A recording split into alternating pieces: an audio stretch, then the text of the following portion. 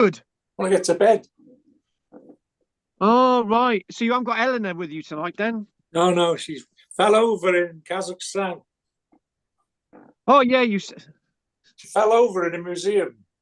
you can't make it up, can you? No, Are you having a laugh? got back. I had to take her to A&E on Sunday. Are you having a laugh? No. No. The doctor at A&E said, "You want to stick to going to Madeira?" He said. What, Madeira cake? Yeah, exactly. Flipping heck. Oh, right. Oh, my God. I don't believe it. I'm just about to start, and Anne wants the link. I'm sorry about this, guys. I'm sick of doing this every week. What is wrong with a woman? I'm just right. Yeah, sorry about this. I'm gonna have to send her a bloody link, which I don't want to do because I got. I'm started. Right. Anything else? Any other? Hang on a minute.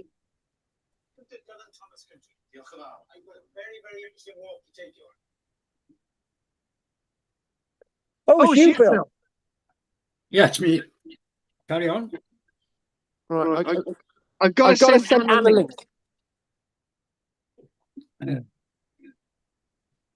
Every single bloody week. I don't know where the link is. Oh no.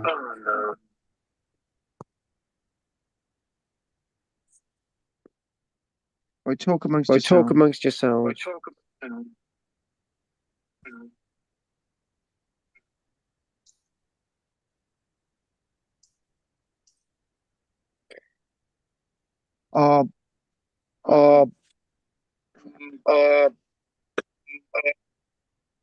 She's gonna have to find it. I gotta crack on. This is ridiculous. Right, okay. Right, Richard, any news from you this week? Go on, Rich. Oh, for God's sake, come on! I think he's muted. Richard, say something, please. I'm getting stressed. Oh, I haven't got anything. I was just disturbed, so I went on to mute. I've been mentally disturbed most of my life. Here's Henry. Okay. Yeah. Right, okay. Add him in. Right, Bill, anything you want to tell us? Only that I've been to a site over 100 million years old, that's all. You've been to a site that's over 100 million years old. What, a mountain? Yeah, close. Caves. The Cheddar Caves, Gochs and Coxes. Very impressive. First time for many, many years. And I didn't meet any hobbits, any cavemen, nothing at all. Just people wanted to sell me overpriced cheese. Which is the norm when you go to Cheddar, of course. What, overpriced? What, cheddar cheese? Very overpriced cheddar cheese, yeah. All right. Well, I got a problem at this minute because Anne said she needs the link for the class, right? And I'm just thinking, why? I can't even remember how to do the link anymore. Put in the numbers. I'm just gonna tell her just need a link. And I'm teaching. I've sent this 100 times. Right. Okay. Right. I shall have to wait to the break. That's it. Right. So okay.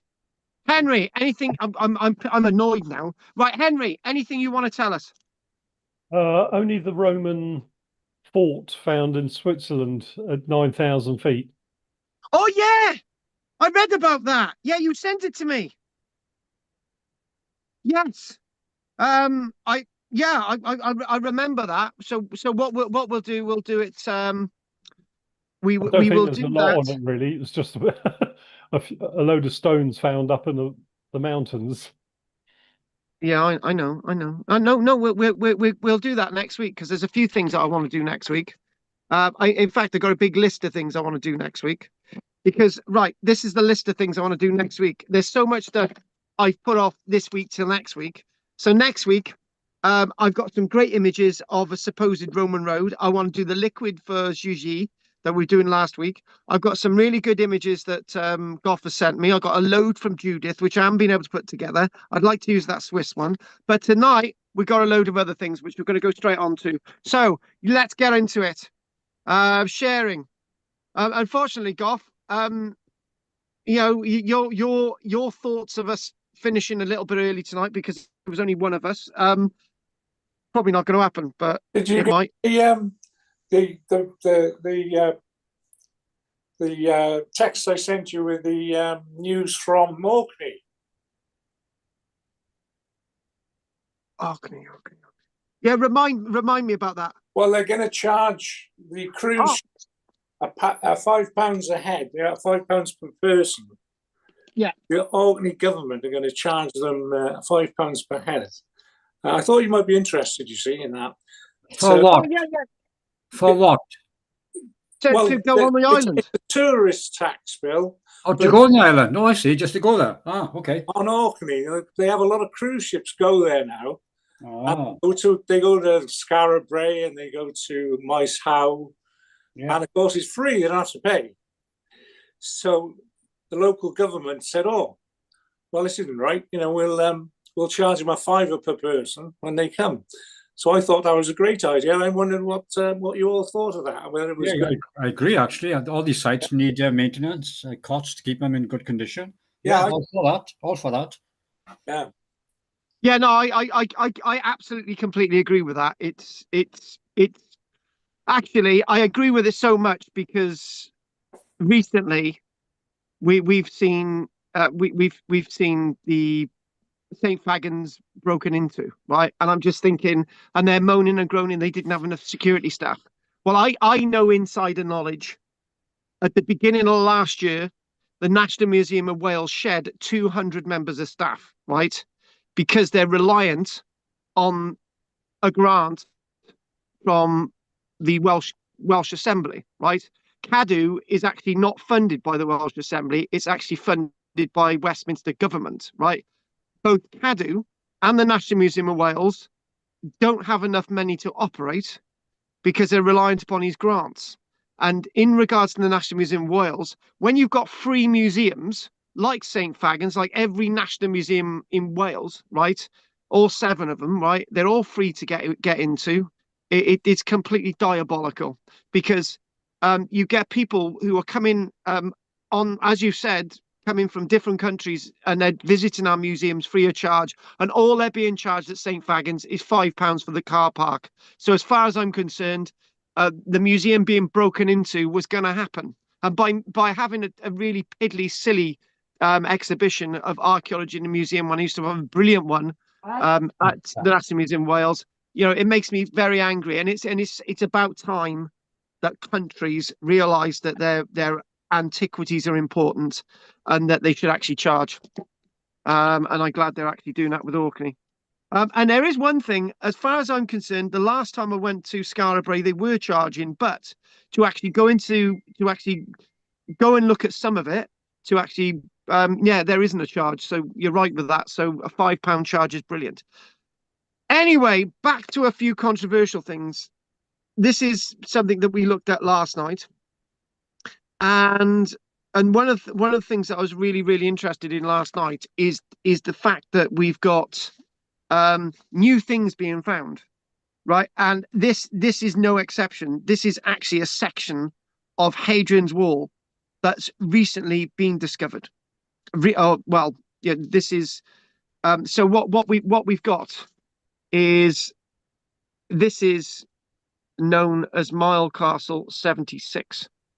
And this section of wall is what they've been excavating really, really recently. And the interesting thing about this year is that the weather's been so odd, is that archaeologists are still working now in October, which is sort of unprecedented. And it's probably ideal conditions to be excavating now because it's not too dry, it's not dry, and it's not too wet. It's perfect conditions, which they're excavating. And this is a location, we'll show you all this in a minute. This is a location known as Drumber. And if you go a little bit further on, where that little square is, it's near Lanercost Abbey, where Bill went with one of the last excursions that I led, and that was the Hadrian's Wall one that we did. Now, Drumburg is 20 miles away from Lanercost, and it's the most furthest bit of wall. That's not the White Line, by the way. That's a bit of supposed Roman road. It's the most furthest bit of Hadrian's Wall that we know about. Right now, somebody last night, as we were showing you the images, they said there's something not quite right about this, and I said, "What's that?" And he said, "It doesn't look like Hadrian's Wall," and they were right, and I'll explain that in a minute. So what we've got is we've got the first image that you see is this one. This is what led me interested in it, right? So you've got a section of Hadrian's Wall. The core's right, but the stones are not, because when you look at a side section, and basically it's 2.6 meters wide, right? It was originally about 3.6 meters tall, but it's not anymore. So it's 2.6 meters wide at the base, and it's like tapers in, and it's like 2.2 meters. That's how wide this bit of Hadrian's Wall is.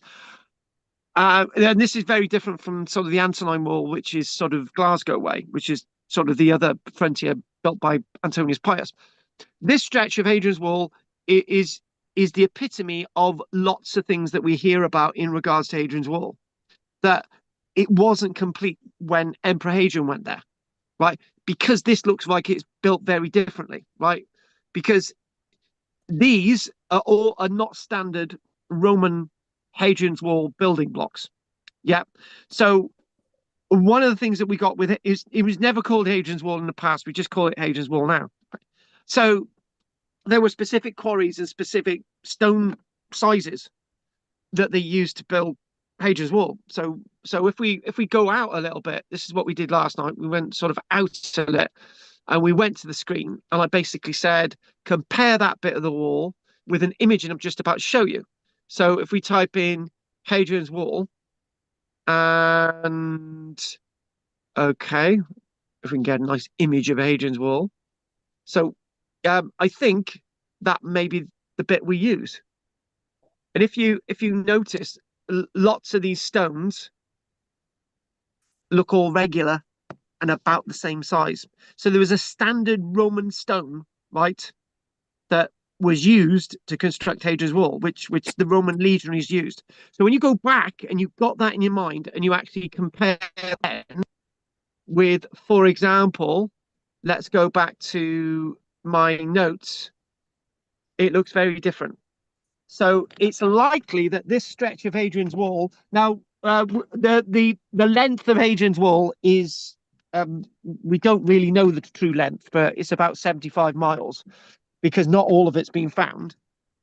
And when you, again, this is something I say, which I shouldn't be saying, but I say it. Hadrian's Wall is small fry when you compare it with the 15,000 miles of the Great Wall of China. Yeah, really different concept. But again, they're looking at this as being, an extension of Hadrian's Wall that was constructed probably later. That's what I feel anyway, going back from what I've read and what I know. So this is a very different looking wall.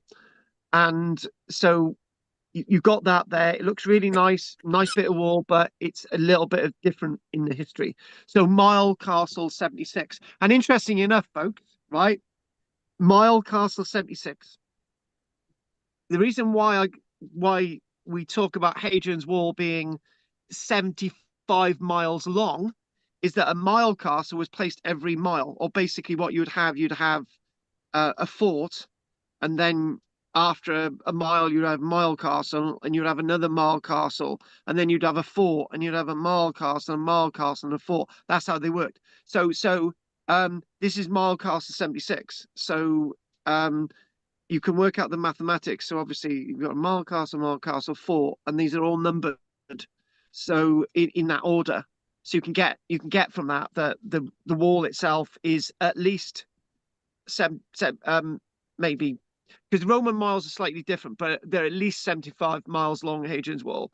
And then this is Drumburg, the wall apparently goes all the way to Bowness, except we really haven't found much in regards to the wall. So it's a lot of guesswork when we're talking about Hadrian's Wall. And the other stunning point to make, and this is a really powerful point, is that people talk about Hadrian's Wall as this amazing frontier built across Scotland. And I think, yeah, it was fairly major, but it wasn't the greatest thing that the Romans ever did in Britain. But we always talk about as the greatest thing that the Romans ever did in Britain, right? And I just think, oh, listen to this figure. Only 10% of the volume of Hadrian's Wall survives now. 10%. That's all there is. So for the greatest Roman structure supposedly built in Britain, which again I disagree with, right? There's far greater structures that Romans built in Britain, such as the Basilica in Londinium, which was demolished, such as the gateways in the likes of Eberarch, York, and loads of other examples, and the massive Thermaea bathhouse, which is to be found at Wroxeter, Viraconian. So these examples are far greater things, I would say, you know, but again, only 10% of Hadrian's Wall survives, and I think that's really stark. It goes into what I've said. Usually in Britain, the percentage of archaeological remains that survive in Britain is under 1% from the Roman period, which is, and then obviously 10% Hadrian's Wall. That's quite a lot, really, but it's something that we shouldn't really get obsessed with. But finding bits of the wall is really, really important, and it adds a little bit more to the picture. Now, I've had little paddies this week, and one of the paddies has been over Cadw and them descheduling ancient monuments in the upland, Rhondda Valley, and in West Wales, so that they can build wind turbines. And one of the sites that they descheduled is a Roman fort up near Pym Saint, but nobody's doing anything about it. I'm telling you that's happening. So whilst we're finding bits of Roman wall, it's other bits of Roman wall are being destroyed. So the other thing that I'll start off with a few little bits tonight, as you can work out. And this is another thing, right? I found this story about a coin hoard, and maybe one of you guys sent it to me, right? And I got really bloody angry with it because I was looking at the story, and it's the most bizarrest coin hoard story I've heard in a while, right? So basically the nutshot of it is that the two guys metal detecting in a field up north, right, come across two containers of, you know, two. But let's just show you. Oh, hang on, where's? Hang on, lost the bloody thing. They find here's the articles and stuff, right? And I'll probably go online. They find two of these, right? They find two of these vases, right, full of coins. And the story goes is when they had found the artifacts in North Wales in these jars, right, they phoned the National Museum of Wales, and the National Museum of Wales said, "Oh, okay, go and excavate it and record it all, send us the information, and then bring these coins down to show us at the National Museum of Wales." And I just thought, this is mad. This is absolutely crazy. It absolute crazy. I was just so angry by it. And when I've got the article in front of me. So if you go online, there's lots of stories about this, but there's some things missing in the story, right? And I'll tell you why other than the fact that the archaeologists in the National Museum of Wales told these two complete amateurs to excavate what could seemingly be an important find, right? It's like the newspapers have just gone crazy with it because it's so inaccurate, the story. So there we go. There's the coins, and that's a better image than I've got. And there's two of these. So I'm reading the article, and it says, oh, estimated to contain up to 15,000 coins, but there could only be like 10,000 there, right? And it doesn't give any indication of the age, right? They got people taking photographs of this in the field.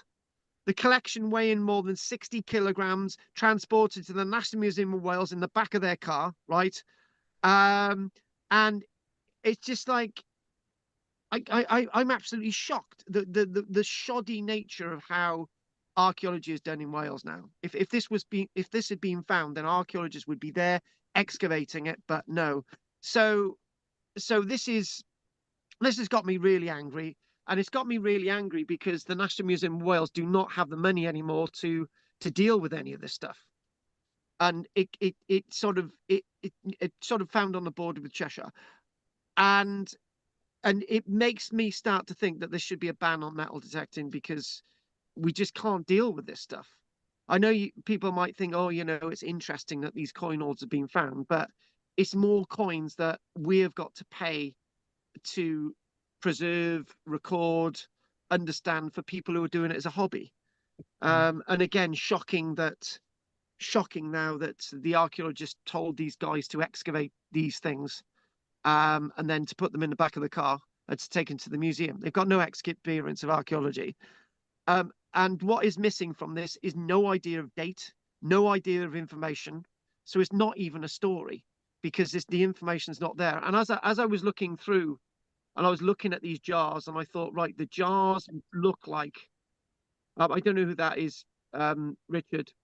The jars look like to me that they possibly date from about 150 years AD, right?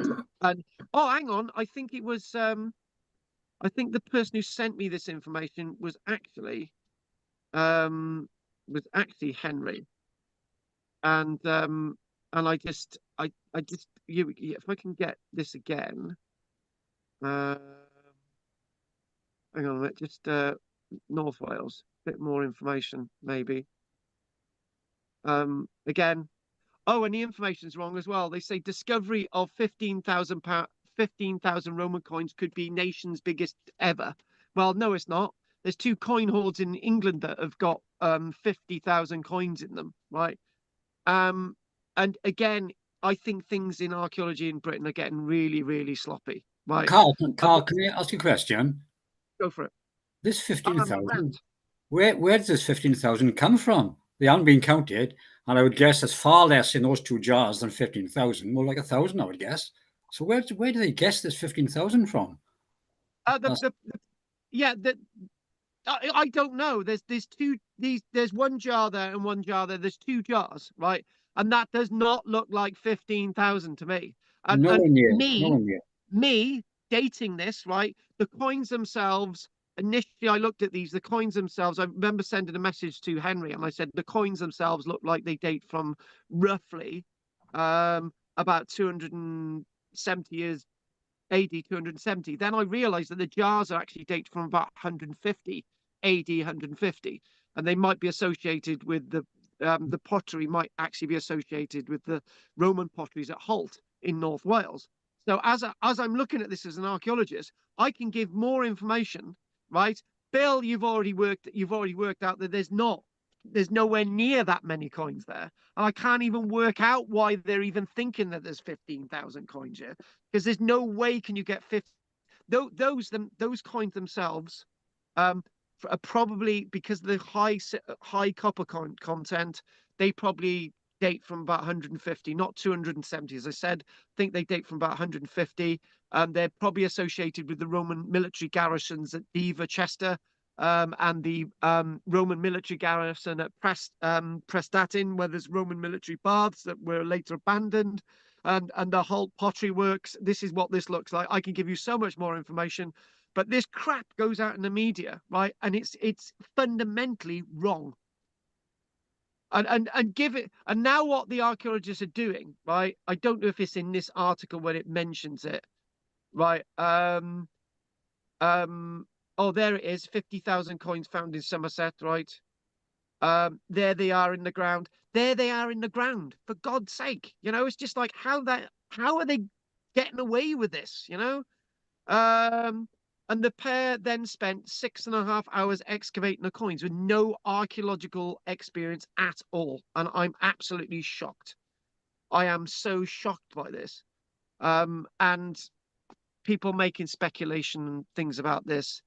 And said the museum in Cardiff will date when the coins were buried, and they'll clean them, and then since it's such a large hoard, they will apply to the British Museum to see if they can keep them. And they get half the money and all this stuff, and that money that they get paid for these coins comes out of your pockets. So in other words, these people go out, buy these machines, right? They find these artifacts, and then they expect us as taxpayers to pay them for things that they found in the ground. I'm sorry, it should be banned. I'm now at that stage where I've had enough, because we just cannot deal with this crap. Anyway, there's one story. So we're going to crack on, and we're going to go on to something else before I burst a blood vessel. And basically, there's more information about it there. And oh yeah, there's another coin hoard being found. This is another weird one, which I'm going to tell you about in a moment. Bill knows full well that I'm going from my card collection. And Bill, by the way, I'm gonna say, Bill, you know, you sent me a check in the post, Bill. Yeah. You get another postcard. Oh wow. What can I So say, Paul? I'm really Yeah. touched. I really am.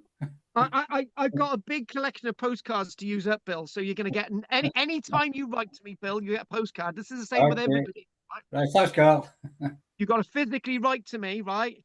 I Yeah. appreciate everybody who's putting the monies over for the classes for was it November and December. I appreciate that, but if you write to me a nice little letter, right, you get a postcard, one of my dodgy sets of postcards. And I mention that because there's a story associated with this postcard, right?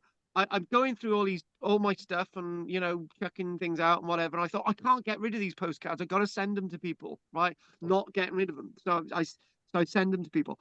And this postcard brings back some memories, and it brings back a childhood memory, because my granddad served in Burma, right? Hang on, this ain't in Burma. This is in Tunisia. This is the stadium in Tunisia, the Roman stadium, and it's just like, right, okay, right, what's going on? And it's like, my granddad took a photograph of this. He's got a box brownie photograph that he took in 1943, and I've got it somewhere. And I'm looking forward to finding the paperwork, right, associated with this original photograph from 1943, which I will find, and I'm going to be so excited to actually show you that. And talking about old paperwork, this is another thing. I was going through some stuff which I'm going to mention to you next week, right? Which I'm going to show you. I don't know if you know that Judith, who lives in Yorkshire, right? She's one of my people who comes on Tuesday, right? I said, look, Judith, I want you to take some photographs of what we know as Wade's Causeway, right, which is a 1 mile stretch of the best preserved stretch of Roman road in Britain, except it's probably not, right? And what I'm going to do, this is why I've got to prepare next week with all the stuff I've got, because next week is a bumper crop. So she's gone out and taken some photographs, but in the boxes of stuff that I've got, right, I actually found some photographs taken 30 years ago. And these photographs 30 years ago show more of Wade's Causeway, right? Whereas today, there's not a lot of it to see. And I'm thinking, hang on a minute, if this can decay in 30 years, right, that's proof that Wade's Causeway is probably not a Roman road. Because if it can be hidden in 30 years, why hasn't it been hidden in 2,000 years? Bingo. Bob's your uncle. And I found something else as well, which I'm really going to be excited to show you next week as well. My bloody work's cut out now over the next few days. I've got a magazine called Anglia Archaeology that's dated 1995. So my God, that's 30 years ago again. So you can tell I'm going through stuff that's 30 years old, right? And there's an article here about a Roman bridge up near South Shields, right? And there's some nice photographs. And Bill, can you remember the Lewis holes that we looked at Bird Oswald? You got these holes in the stones that there was these two bits of metal that was cantilevered, and as you're pulling these things up, the Lewis holes in the stone would then you'd be able to lift them. Well, that's in this article. I want to show you that for next week. So before we actually go on to ancient Egypt tonight, what I want to do is I want to show you the other little article that I got in the newspapers, right? Which is this one, right? Now, this is a rather different find. And the reason why I'm saying this is a rather different find, this is the Core Bridge, which is a Roman fort north of Hadrian's Wall. So this is the Core Bridge, Roman hoard, which has been found really, really recently. Again, these things, come up, and people sort of, these things. So what we're going to do, I'm gonna show you this now, and they're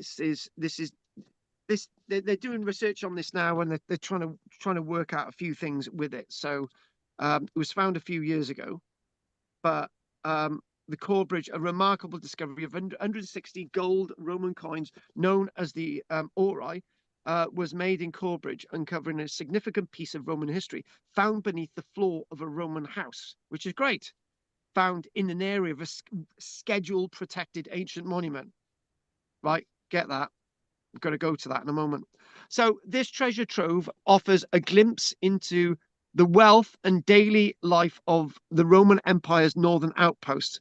The auri were likely hidden during times of unrest, offering clues about the economic and social conditions of Roman Britain. Rubbish. Once a bustling town near Hadrian's Wall continues to reveal fascinating artifacts. So this was the discovery was made in 2016, right? And this is really interesting find indeed, right? And if we show you this, right?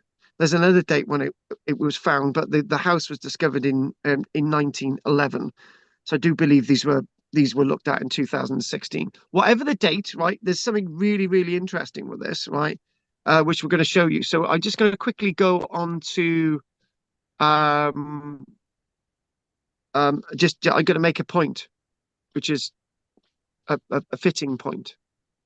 And this is where I moan being an archaeologist.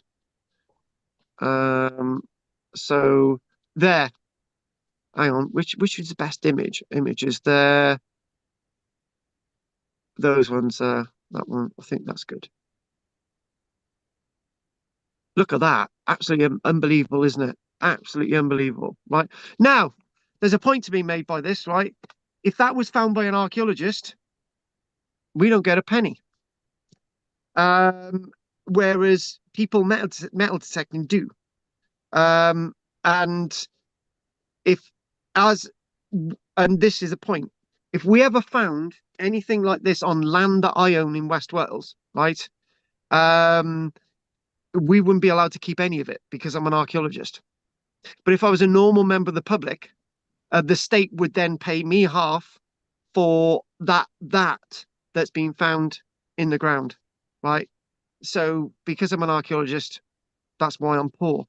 But the point is with this is that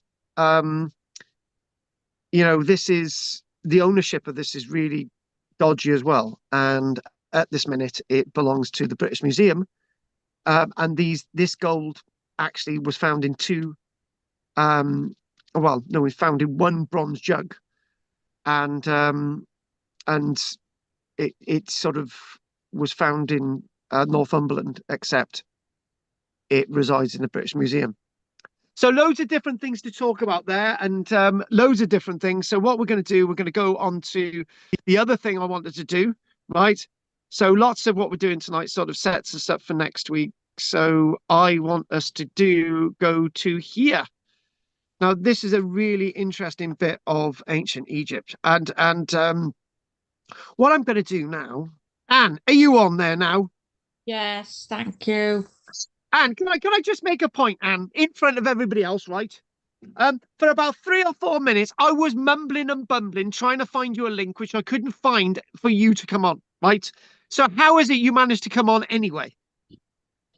I actually I actually uh got Zoom. I clicked on Zoom, and I just, because I've done it so many times now, Yes. I got your name on it, and I clicked on it and it got me in to my password. So I put Well, my Anne, password in. and we love it, and we love it. It's fine. Don't worry about it. Yeah. So I actually thought when I was preparing this and when I was going through all this, I thought, wouldn't it be great to do a little bit of the Roman world from just before the time that the Romans actually conquered it, right? So so this is a bit of ancient Egypt that nobody ever talks about. They usually talk about the New Kingdom. They talk about the Middle Kingdom, and they think about the Old Kingdom, and then you go back to the Scorpion King. So if you want to go back beyond 4,600 years ago, be my guest. But we only go back to 3,070 years ago, right? So what we do, we go to the part of Egypt that is a bit weird. It's when you think about this, weird was Egypt. Egypt was a bit weird in the reign of Akhenaten.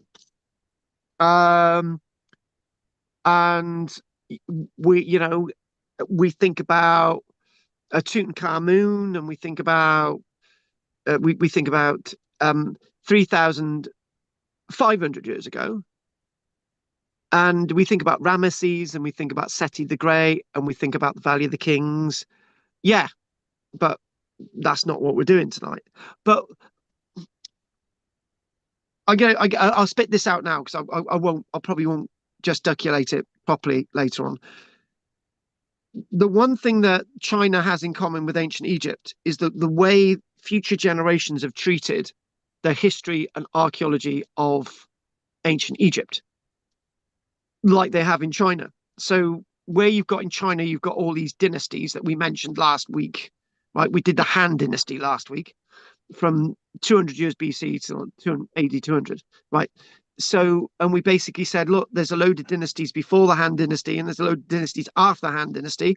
And at the time of the First World War, we've got China being taken over by elements that are no longer imperial, and elements that are no longer the likes of sort of the dynasties. But what you see across China is that most of the stuff that these dynasties created, including the wonderful archaeology and the buildings at Peking. But look at the Great Wall of China, that's survived. And look at all the stuff that they found in China, that's survived. And look at all the stuff that they found in Egypt, that survived. And you start to think, well, why is it people who have conquered Egypt have allowed most of the stuff in Egypt to survive? You know, and there's a case in point here. If I want to get really political, sorry about this, Goff. In 2011, right, you didn't see people in the Arab Spring in Egypt going around blowing up monuments. They respected their history and archaeology of Egypt, unlike what they did in Syria, and unlike what they did in Libya, and unlike what they did in Afghanistan. What is it about Egypt and China that makes these places special? And it happens to be, and I'm going to say it. It happens to be that Egypt, and we're now looking at China, are cradles of civilization, and lots of their history has survived. So a little bit of an overview about tonight, and we don't have a massive number of images that we usually got, but this puts ancient Egypt before 30 years BC, and that's after 30 years BC when the likes of the Romans conquer it, and nothing really changes. That's the odd thing. Nothing really changes when the Romans take it over. It's like, all right, you got temples, yeah, that's fine. And I'll go to talk about this, that what we see about ancient Egypt in the period of the Romans from AD 32. This is another really weird, massive, blow your mind fact, right? Islam took over Egypt. Egypt was one of the earliest places that Islam took over by around the 660s, right? They took it over easy for them, right? Took it away from the likes of the Byzantines, and it's been Islamic ever since, right? However, the point is, is that lots of the monuments throughout Egypt have remained throughout that entire period. What is so different about Egypt and China that makes the archaeology remain? It's really weird. Oh yeah, go on, chuck this one in you. The Muslims burnt down the library at Alexandria. They didn't. It was the Christians who burnt the library down at Alexandria, right? So there you go. That sort of settled that one. So bit of an overview when we're sort of thinking about this and we're sort of, who's this guy, right? There you go. Who's that? What's that? You know, what's this about? Hang on, we're supposed to be doing Egypt, but all of these things are sort of really, really relevant. Now, a bit of an overview is, so here we go. It's known as the third intermediate period, right? Before Ptolemaic Egypt, before Cleopatra, right? Before Cleopatra the seventh. Huh? What's that about? Right? And this puts Egypt as one of those countries that has female rulers, which are quite predominant, right? Not just Hatshepsut. There's more than one Nefertiti, and there's 7 Cleopatras, right? So you're thinking of this world being really, really interesting. And this period of this third intermediate period, sort of from 1070, it's conquered by the Libyans, right? It's conquered by the Kushites. Who are the Kushites? Do you know who they are? It's conquered by the Assyrians. It's conquered by the Persians, Alexander the Great, and it becomes the dynasty of the Ptolemies, right? And there's more than a couple. There's no one Ptolemy, by the way. And I looked at this and I thought, oh, you know, I've got to bring this to you because it really fits in with the Roman world, strange enough. Because I'm just going to chuck away a little bit of a fact, right? They were excavating. I think it was more than one body. They were excavating the remains that they could work out were wooden sarcophagi, right? And they could work that out because there was paint residue. And they worked out that they were sarcophagi, right? Well, the Romans really didn't start kicking off and doing things in York until, say, AD 100, right? So what are these sarcophagi? Hang on, sarcophagi, which would indicate, and the sarcophagi, the imagery was associated with the ancient Egypt. These people were mummified. So you had people who were mummified, indication of people being mummified found in the likes of York. And the reason why we can work out how people are mummified, that there's without actually finding the wrappings, is that the way the body is bound together.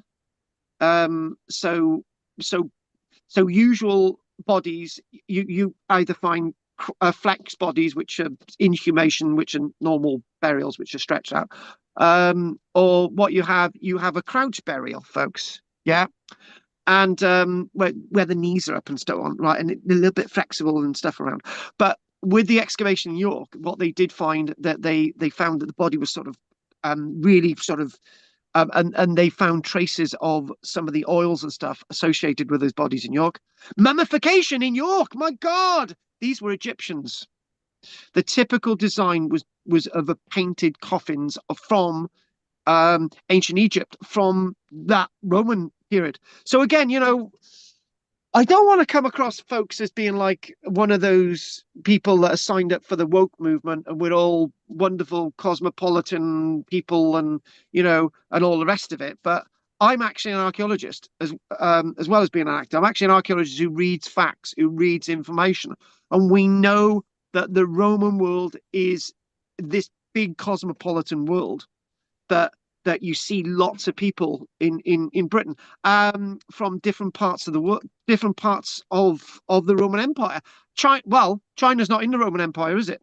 So you find them as well. One day, something's going to blow our minds, guys. One day, something's going to really blow our minds. And what's really going to blow our minds, right, is finding people from North America in Britain.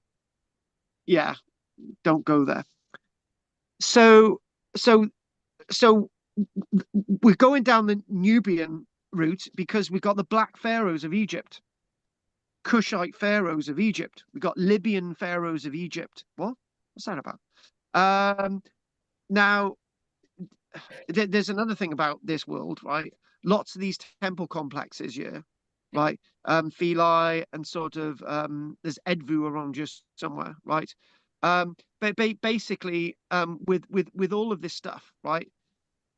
The Greeks are coming into Egypt basically a little bit before Alexander the Great conquers Egypt in 332 BC, right? So the Greeks go to Egypt and they're building temples that look exactly like Egyptian temples in Egypt, and they're Egyptian-looking temples with Egyptian gods with a bit of Greek. And you're thinking, well, hang on, what's going on with Egypt? You know, it's just like nothing changes. Nothing changes in China either. I love weird stuff like this in history, right? I really do, because when you go to the likes of Central America, right, and South America as well with the Inca. So what you see people like the conquistadors go into Central America and they want everything removed, right?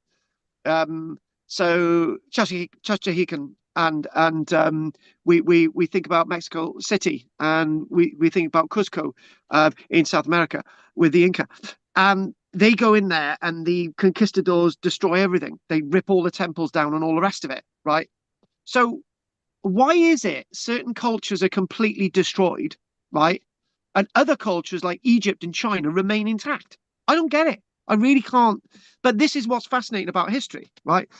By the way, this is not an Egyptian pharaoh. This is a Libyan pharaoh, except the Libyan pharaohs look exactly the same as Egyptian pharaohs because they adopt Egyptian ways. And there's something very similar towards the Libyan pharaohs and the Anglo-Saxons. No, Bill, no, we're not doing that one. That, you know, this program on the BBC about, you know, Anglo-Saxons. There's lots of black Africans in the Anglo-Saxon armies, and this is how the BBC want to portray it. We're not talking about that. I'm talking about reality, right? So that's where we're going to go. So one of the things about ancient Egypt is that you've got. Well, Dad, we'll go on to Google a little bit more tonight, which we didn't do last night. So in ancient Egypt, so in this period where there's like loads of different people taking over, you know, the Nubians and sort of Libyans and the Assyrians and all these other people. So what we do have is we go back to the map, right? And we think about the great temple complexes at Thebes, for example. And we think about this whole landscape, right? Temples of Karnak, and we think about Edfu. These are temples that remain intact as places of worship through to about AD 400, right? It's really odd. Like my mind can't get around it, because we see different parts of the world where history seems to be wiped out and destroyed and removed off the face of the earth, and the next minute we look at ancient Egypt and China, and it makes me think something as well. My mind is operating on another level these days. I think actually that I think sometimes that maybe I might get away with saying that at some stage British people wanted to eradicate their Roman past. That's why we've got so little of it. However, is that true or not? That is something that we might be able to answer in a year's time. So obviously in this period that we're talking about, this sort of ending stuff, the Ptolemaic Egypt. That was sort of the last true pharaohs of ancient Egypt. Well, when I say true pharaohs, Cleopatra pretended to be, and that was up to 30 years BC. So, Could so I, what go on, Anne, yeah, quick. could I just say that Akhenaten, the last, what's his name? The last one, What? Ramesses the second. pharaohs, um, Who are we on about now? well, the one who brought in the monotheism, monotheism. Oh, Akhenaten. I tell you what, what about I him? said Akhenaten, and he Yeah. brought in monotheism, and I think that was a period that did transform the world really, because it other people followed suit, I, and there was, yeah, and that is a good point. but I think maybe what not. you're. No, hang on. You did it again, Anne. All right. You were doing so well, and you said maybe not. What a No, I brand. honestly think it's true because there's a It value. is true. Hang on, Anne. Don't say any more because you'll spoil it for yourself, right? So Anne's right. So what we're going 3,500 years ago in ancient Egypt, and we've got this kingdom, and we've got Akhenaten and Nereus, monotheism instead of polytheism. So monotheism is one god, the Aten, as in Akhenaten. There we go. So and the Aten, the one true God, right? And interesting enough, this then links in with another lecture that we had a few weeks ago about Judea, and we mentioned about Cyrus the Great, didn't we? And we thought of said Donald Trump is being told that he's like Cyrus the Great saving the people of Judah from the Egyptians, right? And that's one God, that's monotheism, and is this? And you're right, all these things sort of add together eventually. They really really do. Anyway, going back to where I was with my images. That's a nice little plan there, but we got this sort of post 30 years BC, the period of the first Roman Empire, because that's when the Roman Empire started, 30 years BC, after the defeat of Cleopatra. So by 1070 years BC, Egypt's age of empire was over. They weren't going out conquering people anymore, or they weren't presuming to do so. So the great pharaohs of the new kingdom, Tutmosis III, Amenhotep III, okay, and Akhenaten, brackets, Ramesses II, were long gone. And now we were into 1070 years BC. Mind you, we're talking about the people of Egypt just a few generations earlier had defeated the sea people of the north. These are the people who kept the sea people of the north at bay. That's a really interesting one. But those days were over. So Egypt entered a millennium of political division, foreign domination, cultural endurance, despite invasions and internal chaos. Egyptian religion, art, and identity survived, a testament to the civilization's deep roots in the Nile Valley. And I think that is absolutely fascinating. It really, really is. So my notes themselves, and again, kindly written by Alex again tonight. So my notes say that we're going to journey into one of the most fascinating yet overlooked periods of Egyptian history. 1,000 years of it, and what we think of as a period of they used to call this period the Egyptian Dark Ages, right? Which is a term that is used when we really don't know much about a period because we haven't bothered looking. Egypt has a Dark Ages, Britain has a Dark Ages, but in all of these cases, they're far from dark, right? So if you want to say Britain's in the Dark Ages from 476 all the way to 1066, right? You are truly mistaken, because that is a period when we've got the first deluge of writing, the likes of Ninnius, the likes of Gildas, the likes of Bede, the likes of all the works that come out, which are written, the Lindisfarne Chronicles. All of these things are done in the Dark Age Britain. When we look at ancient Greece, we talk about all those sort of early philosophers, all that sort of building sort of palimpsest of worlds and sort of going out and sort of creating sort of Greek colonies and all the rest of it, and then eventually having the skill and the ability to build something like the Parthenon in the 470s, 460s BC, and you're thinking, well, that's not a Dark Age either. So the word Dark Ages are used and not really adapted to sort of give credence to what we should be saying about ancient Egypt. This is a period that's really, really overlooked. So what we've got is that maybe what I'm going to do is we're going to bobble around on Google. I didn't do this last night because I think I felt last night I was a bit pushed for time, except we did go over. So I don't know how we managed it. So what we're looking at is we've got a Ramesses the 11th, right? Now if we take a little, there we go, sort of going in your Ramesses the 11th, 1107 BC to roughly 1078, maybe 1070. There we go. That's the sort of end of this sort of New Kingdom period, right? And one of the things that we've really got is that if you look at these representations, right, from the old ancient Egyptian world, the last sort of great period of ancient Egypt, supposedly the New Kingdom, Ramesses the Ninth, the other leaders who would rule over Egypt, like the Black pharaohs, like the Libyan pharaohs, would wish to stylize themselves on previous Egyptian pharaohs, which is crazy, which is really, really odd.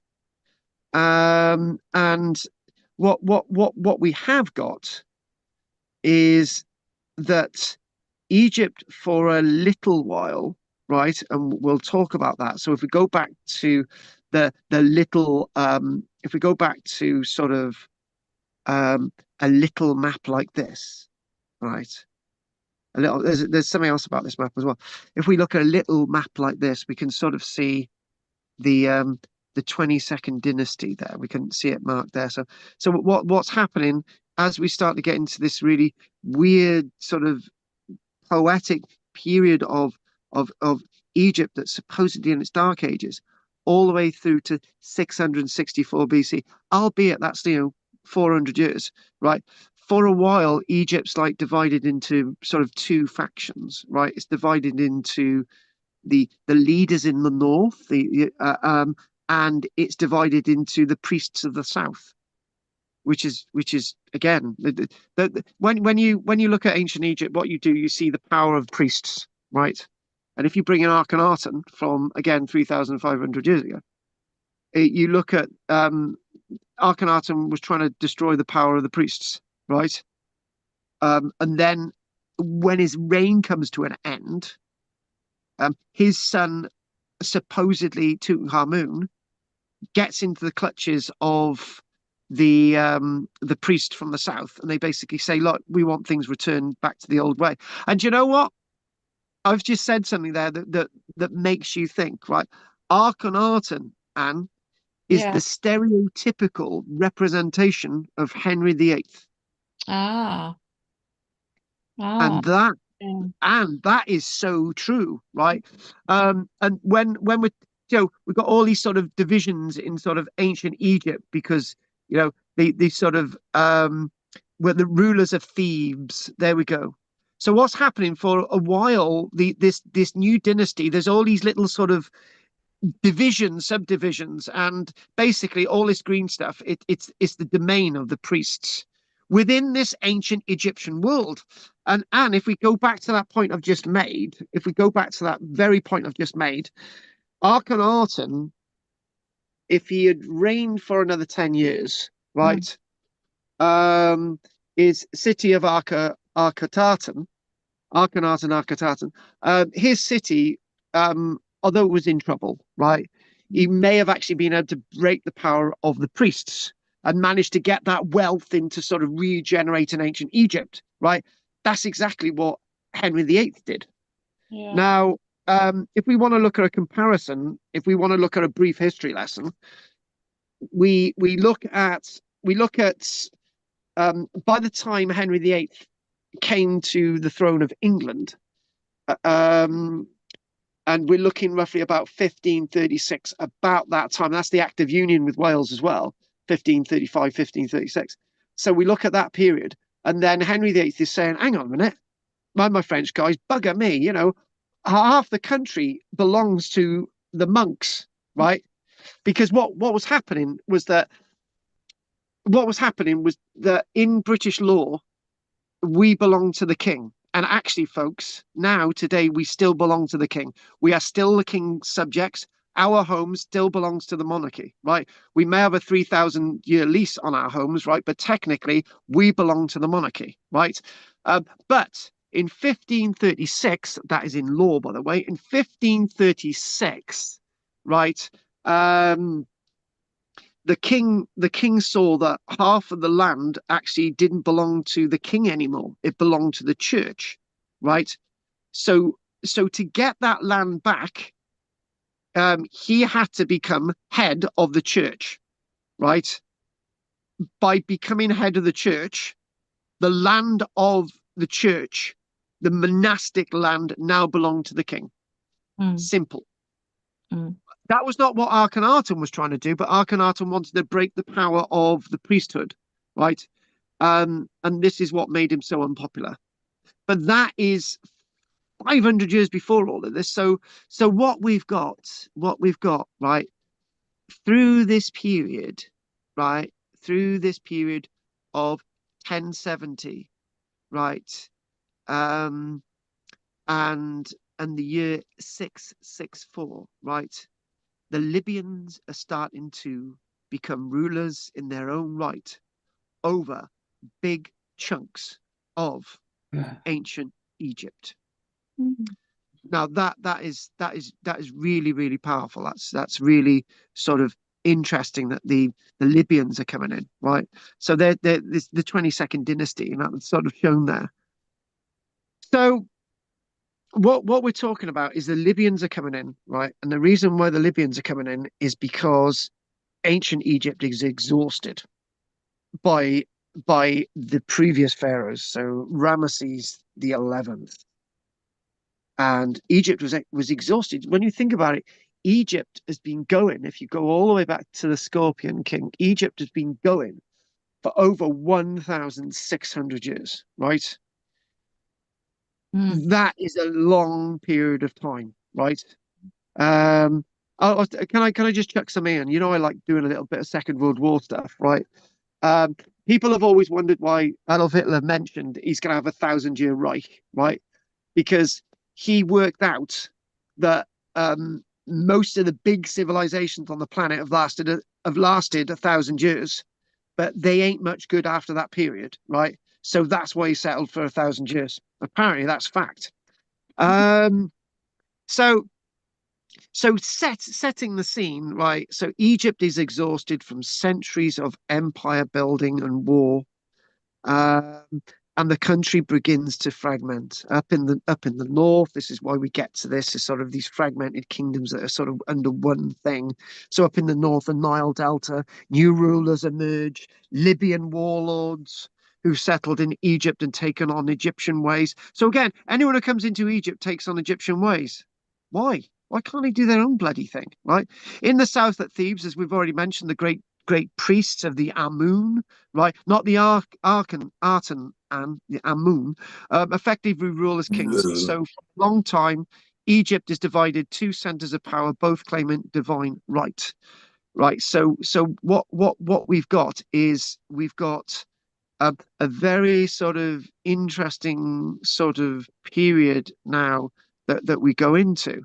And it sort of looks at this sort of period of the Libyans being in charge, right? And this is really, really interesting and really sort of puts things into a different vein, and they're really trying to be like the ancient Egyptian leaders.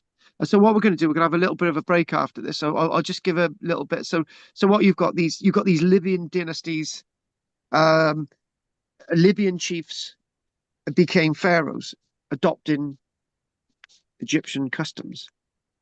And within the reign of the Libyan chiefs, they decided to set up their main city, right, and bury their leaders in a place known as Tanis, which is a location that's mentioned in the Indiana Jones film Raiders of the Lost Ark. Oh. But the strange thing is that the Libyan pharaohs look like Egyptian pharaohs, and they bury their loved ones as Egyptian pharaohs, which is odd. But there's one thing that's happening now, is that lots of what's going on in ancient Egypt is now going underground. So instead of having sort of burials above ground, right, because tomb robbing had increased, and because and there's an economic decline, so meant smaller hidden burials replaced grand pyramids.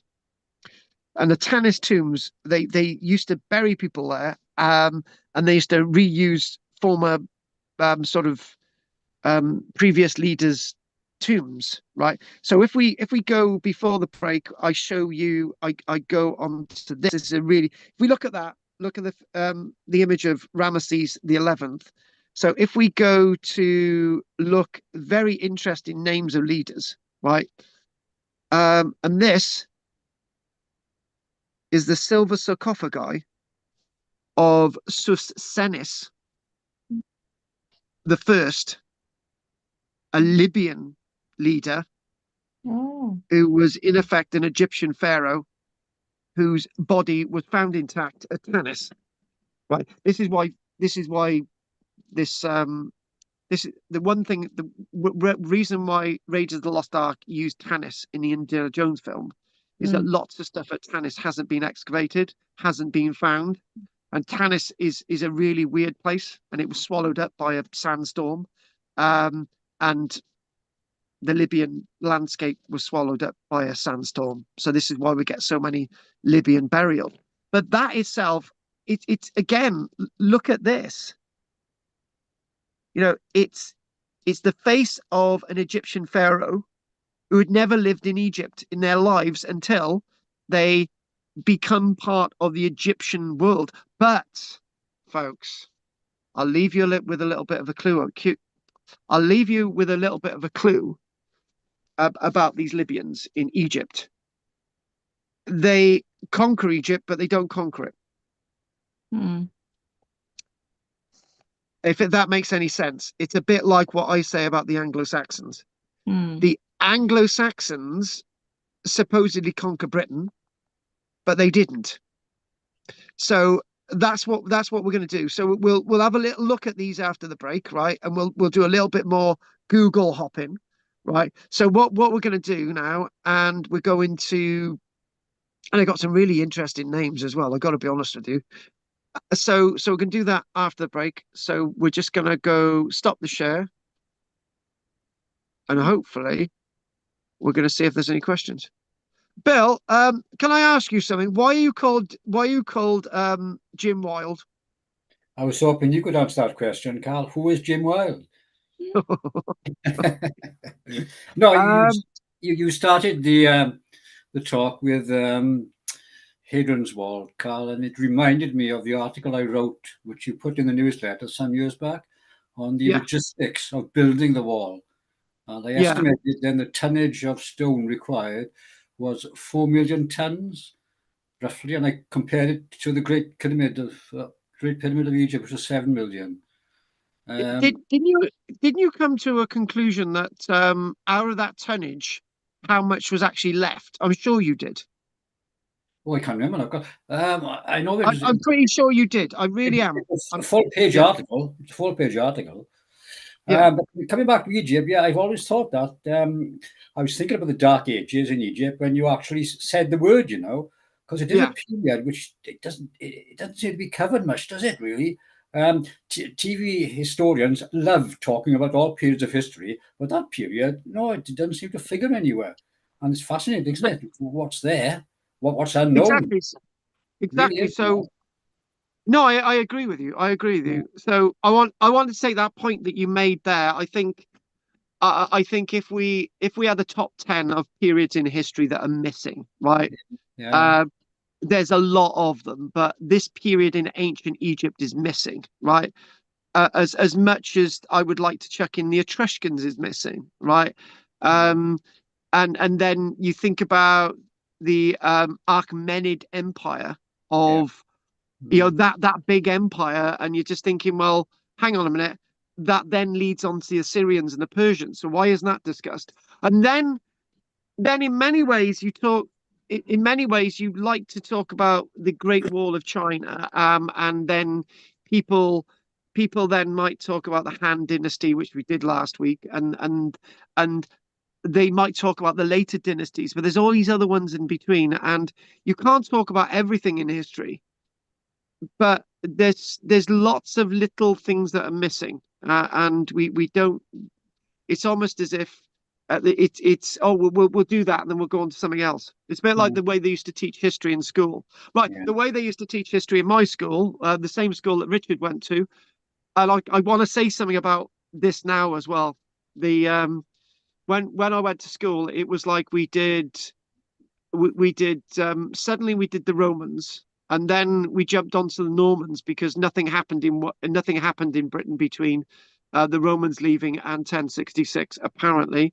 And then somewhere along the line it got a bit convoluted and we got to the Tudors, and then suddenly we were into the Corn Law reform of 1830 odd, and I just thought, right, we've missed all these bits of history, right? It doesn't make sense. And Yeah. interesting enough, this is for Richard, because I had a nice phone call with a gentleman the other day who had gone online and said, "Oh, you did some research about Whiteland Village," and I said I had this long conversation with him on the phone, and he said, "Oh, I went to Barry Boys as well," and I thought, "Oh my God!" And now he's a history teacher.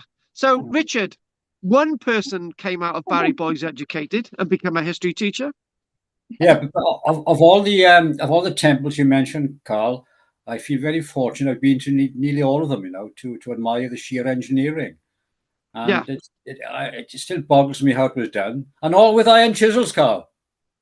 We got to accept that now. I had to get We that got one to- in. I had to get that one in.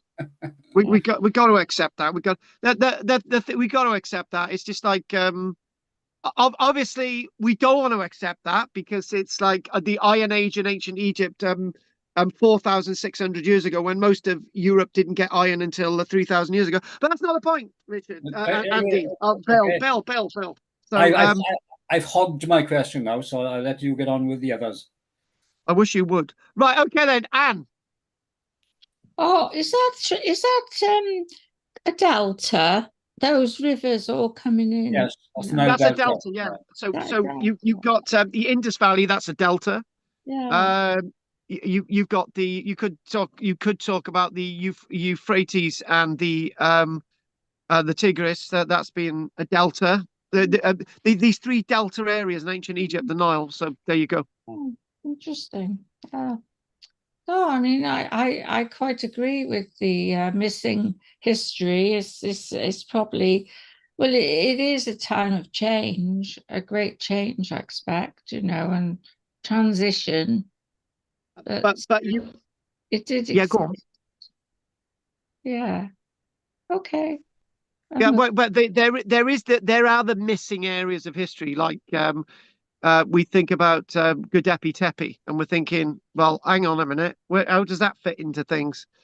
And then you think about things that are a little bit more at home, like where the hell did Stonehenge come from? And you're just thinking, there's nothing like Stonehenge built anywhere else in Britain. It just suddenly appears, right?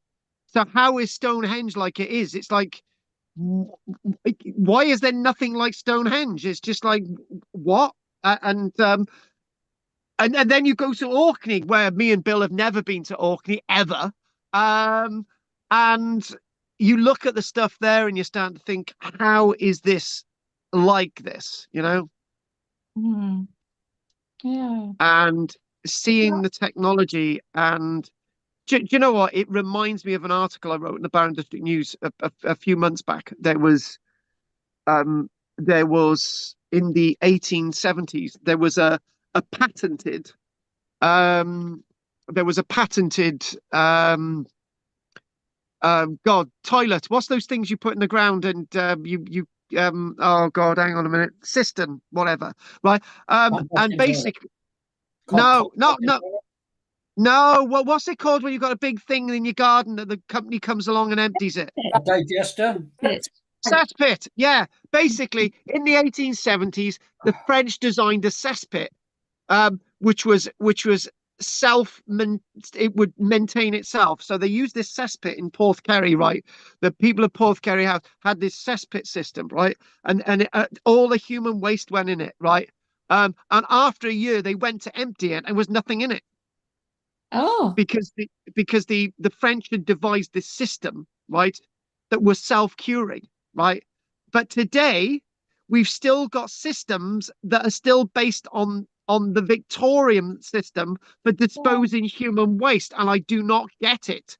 So the point that I'm making is that we've got technology in the past that we could use today that we frown upon using it. That is. I.e., building ancient pyramids with levitation, Bill. Right, Henry. No, I've got no questions. Thank you very much. Keep it short. Do you agree with leprechauns, levitation, or iron chisels building the pyramids, Henry? I don't think they were iron. I think they were stainless steel. High carbon. Well done, Henry. Yeah, I like it. I don't. Right. Anyway, actually, I think they had laser cutters as well. But there you go. That's another one. The weird thing is, we talk about silly things, and you just start to think, well, yeah, that it takes me back to nearly killing several children on the beach in on the Gower, right? I thought, right, we got a half a ton boulder there. What we're going to do, we're going to put all this sort of slippery seaweed on the beach, and we're going to start pushing this boulder, right? And I didn't think it was going to work. So I had all these little children on the beach, and I said, we're going to push this boulder. And one little boy slipped, and the boulder was moving. And I thought, oh my God, this is not going. And I just said, anyways, you can move a boulder, right, using seaweed. It's doable. And you look and you say, children, move that half a ton boulder there. We can't move it. No adult would be able to move it. But if you have a flat surface and you compact it with seaweed and you walk on the seaweed and you jump up and down it and it's really greasy and you can move the boulder, go for it. Yeah. But unfortunately, I don't think they did that. But maybe they used seaweed with the ancient pyramids. Yeah, or copies of Big Issue or something. Right, Richard. Oh, very interesting. Right, and Goff. Oh, no questions. Okay, then. Well, what we're going to do, we're going to have a break until, we'll have a break until about 8:45. So, you've got 12 minutes, folks. Go on and multiply, and I'll change Bill's name. No, you haven't. No, I want to change your name, Bill. The name Jim Wild is the name of a knob. A knob. A knob. We don't want you being a knob, Bill. So we'll. You mean something to open the door, or do you mean a posh person? Yeah, no, actually, somebody to open a door. I think that's where me and Goff will leave it. Okay, then. All right. Just call me Marty. Bill. Yeah. Can you remember that when you used to fly up to Scotland with me, I used to put Reverend. Oh, you did you? Yeah, I remember that. That's the ferry over from Thurso area, Scrabster, over to Stromness. Yeah, I remember that. Yeah. Yeah, you had it down as different Reverend. type. Yeah. On that note, I'm having a quick drink. I get to go drink. So we'll Let's talk, go. talk about. Oh, right. Let's do this and that and something else. What was I going to do? What was I going to do? Play the piano.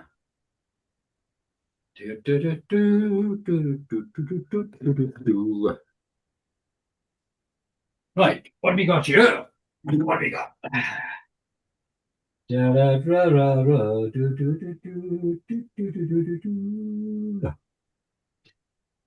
Oh, right, 10:05. Okay. Right.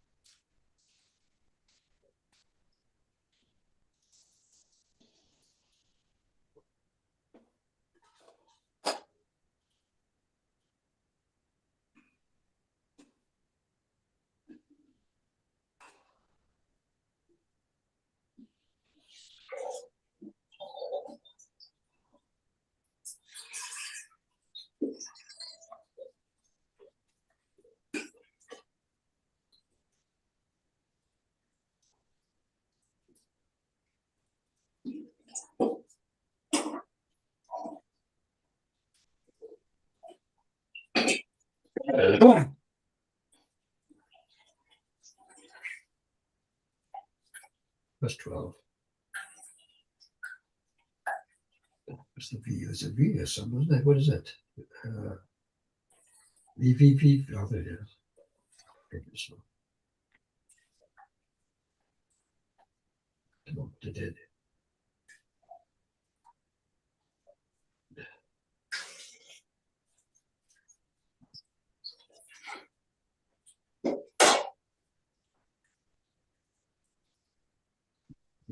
Oh.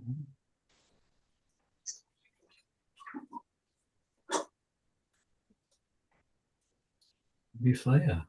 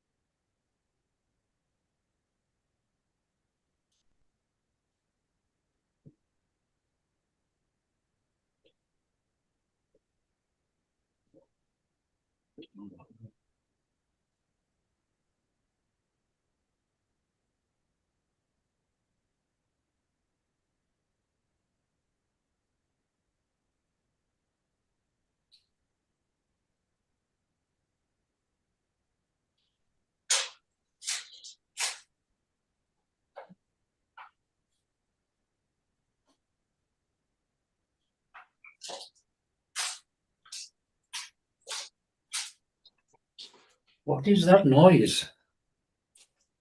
We'll mute there.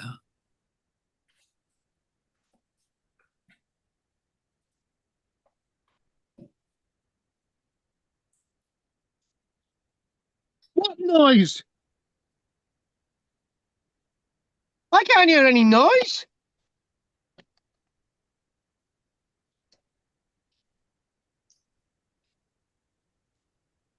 Bill, I think you're hearing things.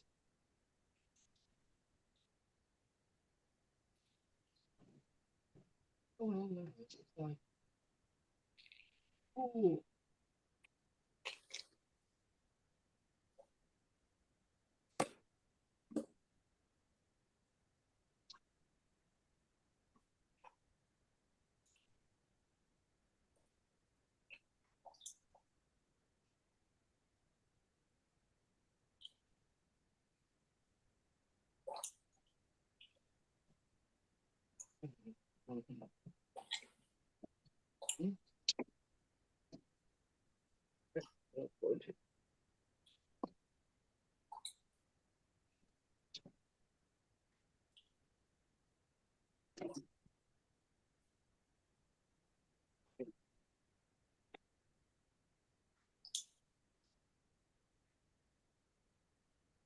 I don't know.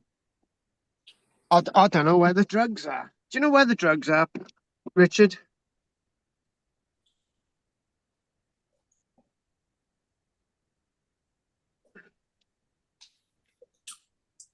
I muted a minute.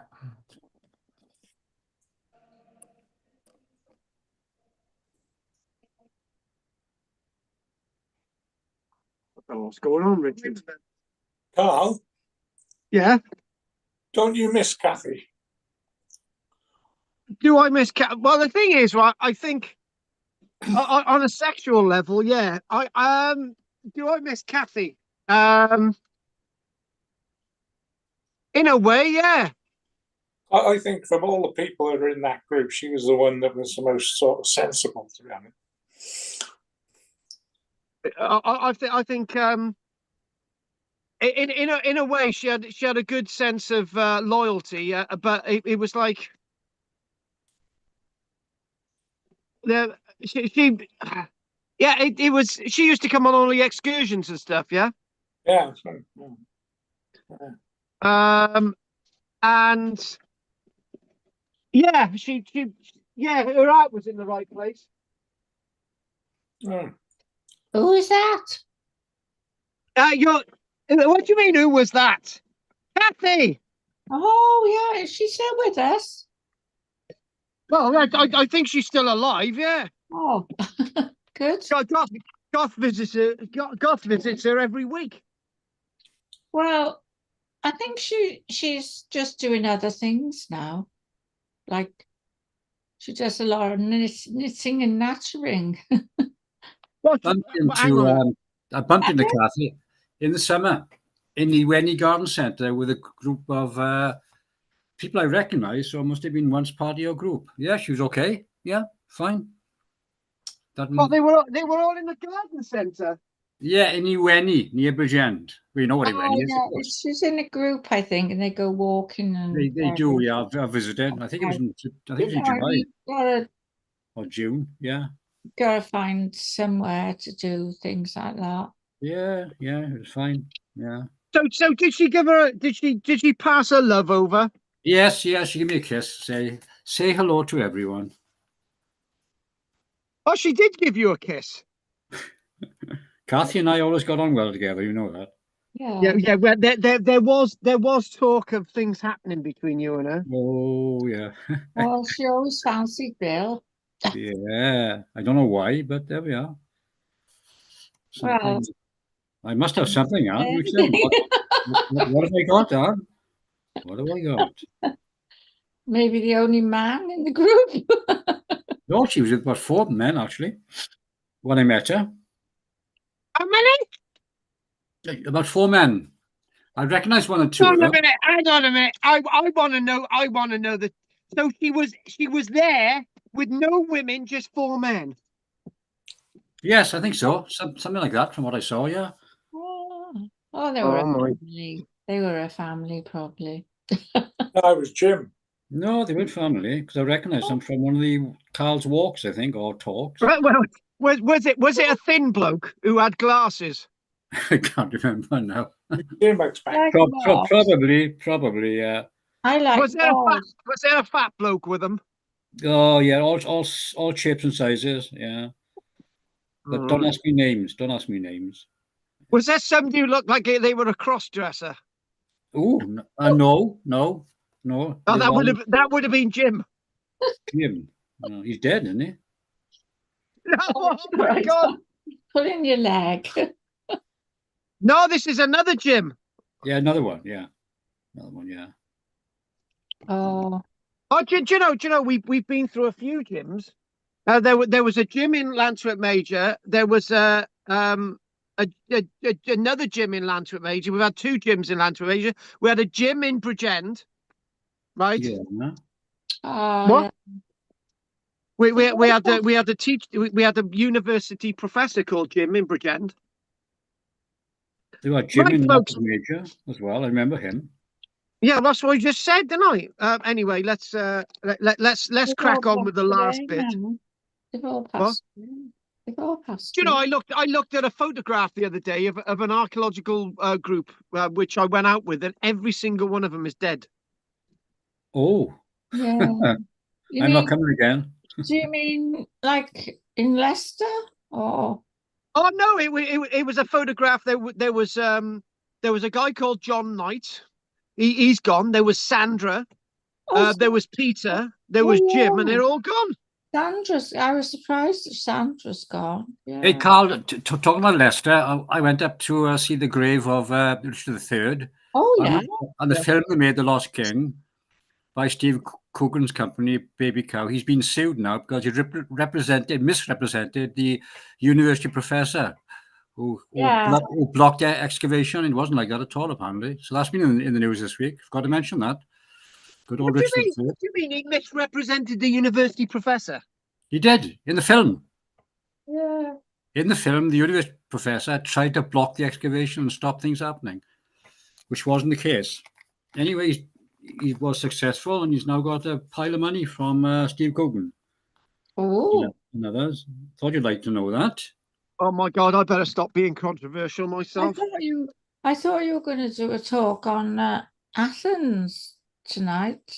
Oh, going to talk about someone's trip to Athens. Was that yesterday? Oh no, that's next week. Oh, because my daughter's going on Saturday. Well, that's not going to help her, is it? No, I was going to ask you. No, I mean, it's all right. She's got a friend there, so she's going to see a friend. So she'll probably know where to take her. Oh yeah. All right, okay. Anyway, guys, let's crack on. Otherwise, we're going to be here all night. Yeah. Right. Anyway, a Libyan pharaoh that we're looking at now. Lydian. So, no, Libyan. Yeah, Libyan. Oh, Libyan. Oh, we're into Libyan not now. lithium. No, not lithium. Libyan. Libya. And shut up. Right. So basically, obviously, we're looking at ancient Egypt again. In this is the 23rd. This is the 22nd, 23rd dynasty, and the Libyan pharaohs. Now, this is the thing: the Libyan pharaohs did not conquer Egypt in the usual way, and they basically gained control over the Egyptian world by a process of marrying into the Egyptian regimes, right, and the Egyptian families. So the Libyans ruled over Egypt from roughly 1070 to 15 BC. And their power, however, eventually eroded, and they were later expelled by other foreign invaders. So the interest, which was actually the Kushites of the south. So the one thing about this is that somewhere along the line, the Libyans are in control of ancient Egypt, but they still define themselves as Libyan. So when it comes to another culture taking over Egypt, the Libyans just basically leave and go back to Libya. Now, the point I made earlier on, I made a comparison between the Anglo-Saxons and the Libyans. Right now, there are two schools of thought with this. There are two schools of thought with the Anglo-Saxons in Britain. So what we're talking about from somewhere in the 300s, the Roman military and the Roman administrators in Britain are asking for mercenaries to help a defense and to help with the Eastern Shore forts and to possibly help with problems to do with the Picts and the Scots up north. Now, when we're looking at sort of Hengist and Horsa and all these sort of various stories into the 400s, it's said that the Anglo-Saxons invaded, but there's no proof that the Anglo-Saxons invaded at all. It's just a simple matter of groups of Anglo-Saxons going into villages and saying, look, we've got a bit more wealth and power than you. We're going to sort things out. And now we control the village. So there weren't, in the case of ancient Egypt, there weren't tens of thousands of Libyans in ancient Egypt. There were small sort of groups of individuals who started to control ancient Egypt. And the same thing can be said in regards to the Anglo-Saxons with Britain in the 400s. The Anglo-Saxons take over by default.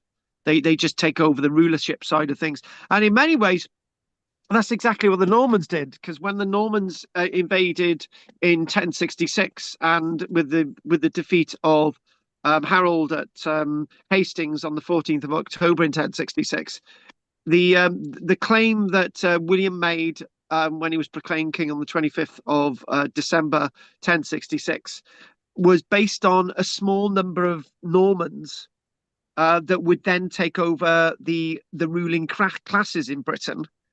But there wasn't a large number of Normans in Britain. So when we want to look at, for example, the Libyans with ancient Egypt, what we then talk about is one of their great leaders, Shoshenq the First, and I do think this is a representation of Shoshenq, and it's basically the way they're controlling Egypt is by groups of colonists going in over to ancient Egypt, marrying into prominent Egyptian families, becoming involved in the military, and it's just basically a transfer of power.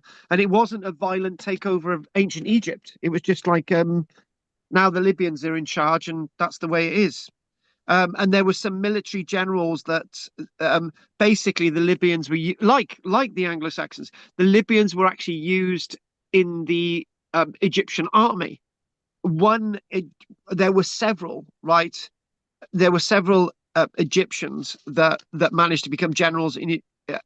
There's several Libyans who managed to become generals in the Egyptian army, and then they just took over, right? And now they're saying, right, we're in charge. The Libyans are in charge, and we just continue how ancient Egypt's going, right? So this is what happened, right? So it was an absolutely amazing, fascinating period that these people, the Libyans, are actually in charge of ancient Egypt. So then what we've got to do, we've got to go to another period, and this period takes us to what's popularly referred to as the period of the Nubians. In other words, the Black Egyptians. So the Right. Libyans weren't black? Oh, that's a bit of a dodgy one. Oh, they were It was that- suntan. You know, I gotta get my bloody thing cancelled at this rate. But so what we've got, if we go south, right? We move from the Libyans over towards these guys, right? The Black Pharaohs. Mm. Now, this is what it is. They've got the 25th and the 26th dynasty. So what happens is that the Nubians from the south just unify the country. They take control. It's a period. It's known as the 25th dynasty. So again, the historians are basically putting everything into these dynasties, so it makes things easier for us to understand. Back in the day, they wouldn't have done this, wouldn't have done that, but it's absolutely amazing because if you type in, for example, it's the 25th dynasty of ancient Egypt. It's the period of the Kushite Empire, the Numidian dynasty, the Black Pharaohs, or the Napatans, right? They take over this sort of area, right? And they're in charge for roughly after the Libyans, probably somewhere about the 750s, all the way to the 650s. And then in the 650s, something else really changed and happened. So and it was these guys, it was the Assyrians.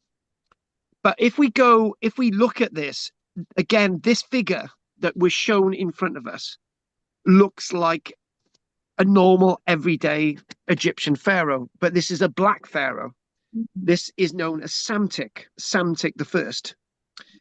And it's said that this was a period of an Egyptian Renaissance. This was the Egyptian Renaissance period, which is a very interesting set of words to use. So if we type in, sort of obviously looking at the Libyans here, so if we type in, for example, the Black Pharaohs, and this is something else that people mention, right?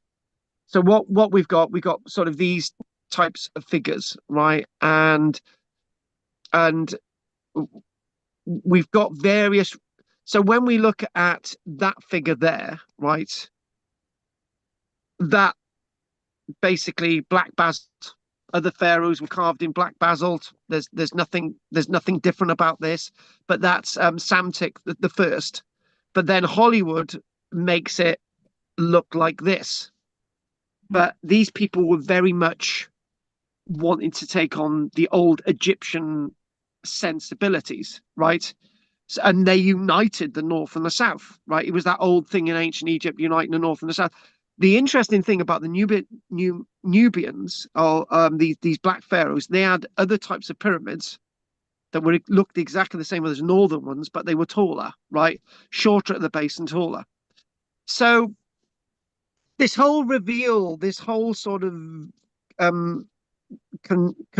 this whole fusion, right? So if we look at this, and there's so, if we type in a chronology, it's quite a short chronology, and they basically got two dynasties. And if we go, I think that might do it there. Right, so we got Ramesses, not that. We got, oh, that's not very helpful, is it? So hang on a minute. Right, so Black Pharaohs. No, it's actually got it on you, right? But there's lots of stuff about this on the internet anyway. The African kings, I think that's it. No, right. So basically these two figures here, those are the two that we're interested in. So so we got Psamtik the First, looks very pharaohish. Taharakik, which is one of the other black pharaohs from the earlier dynasties. So there's two dynasties. So they've got this thing that they're unifying Egypt, which again makes this whole thing really, really interesting. It's sort of it paints another picture of this period that we don't really know much about. And in this last period here that we've got Psamtik the First, it's a period of revival of traditional art, hieroglyphs, and temple building in the old Egyptian way. and this is really important to think about. And and what was happening, the these black pharaohs would remain in charge until the land of ancient Egypt was then invaded by the Assyrians. And this invasion by the Assyrians, you would think, changed everything, but in many ways it didn't. But before we go to the invasion under the Assyrians, when we think about the Black Pharaohs, there's a really important few sentences. They assimilated into society by reaffirming ancient Egyptian religions. The Black Pharaohs, these people of Kush, right? These Nubians, right? They went with the old traditions of ancient Egypt. They restored the temples. They built more temples. They went with ancient Egyptian artistic forms.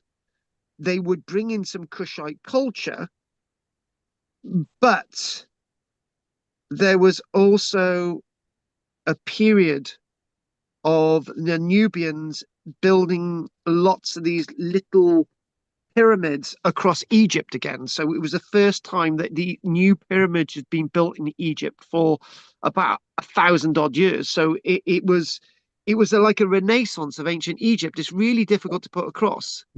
It's really difficult to put. This is how Hollywood wants us to look at this, but this is what the reality is.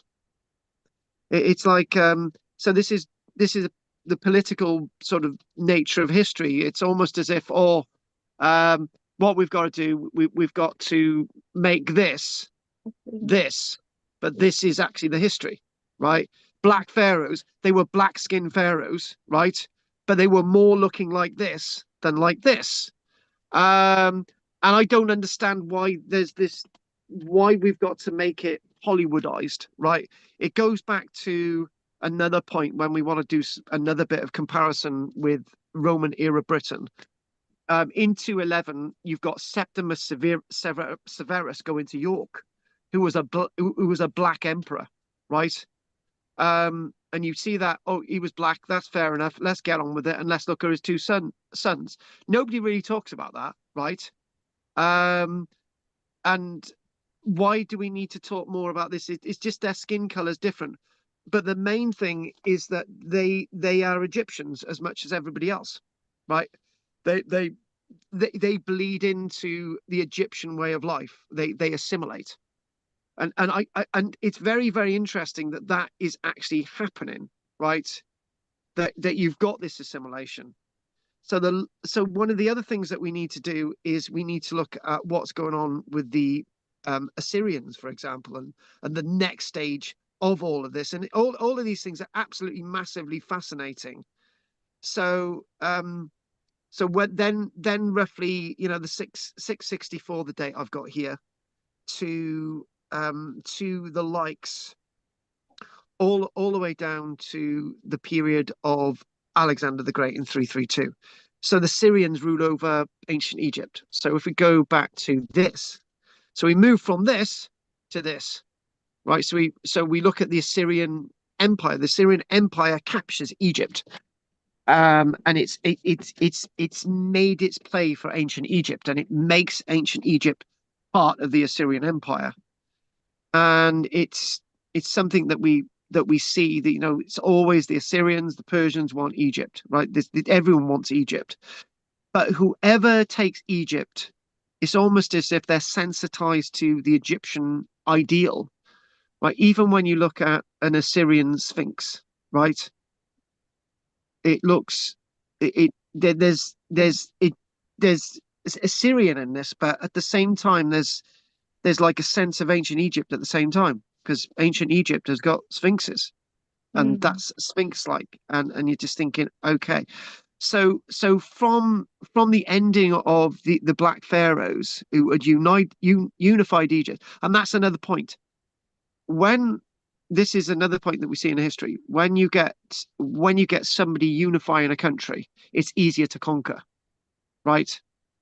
And this is what. So when we talk about Alexander the Great conquering the Assyrians with the defeat of Darius in 332, when Darius is defeated, what Alexander the Great does, he absorbs the empire of Darius, right?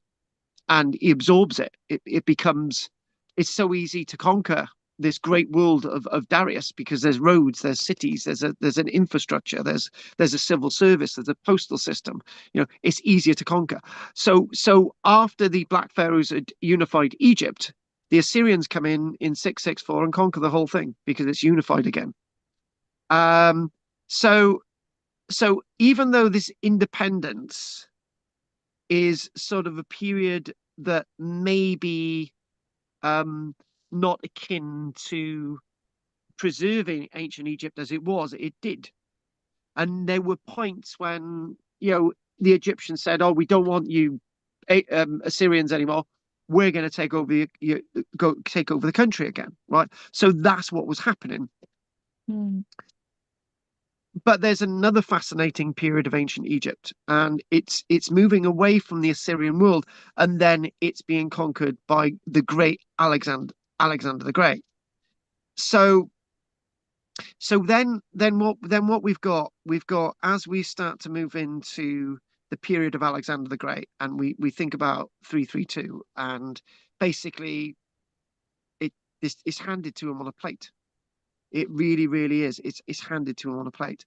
So, you know, but what's going on in ancient Egypt after 332 has always happened in ancient Egypt. The monuments, the stone structures are still being used. Mummification continues to be used.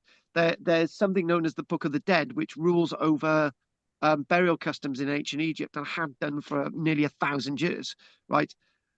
And what's happening is in comes the Greeks into ancient Egypt and nothing changes. Because I'll show you why nothing changes now.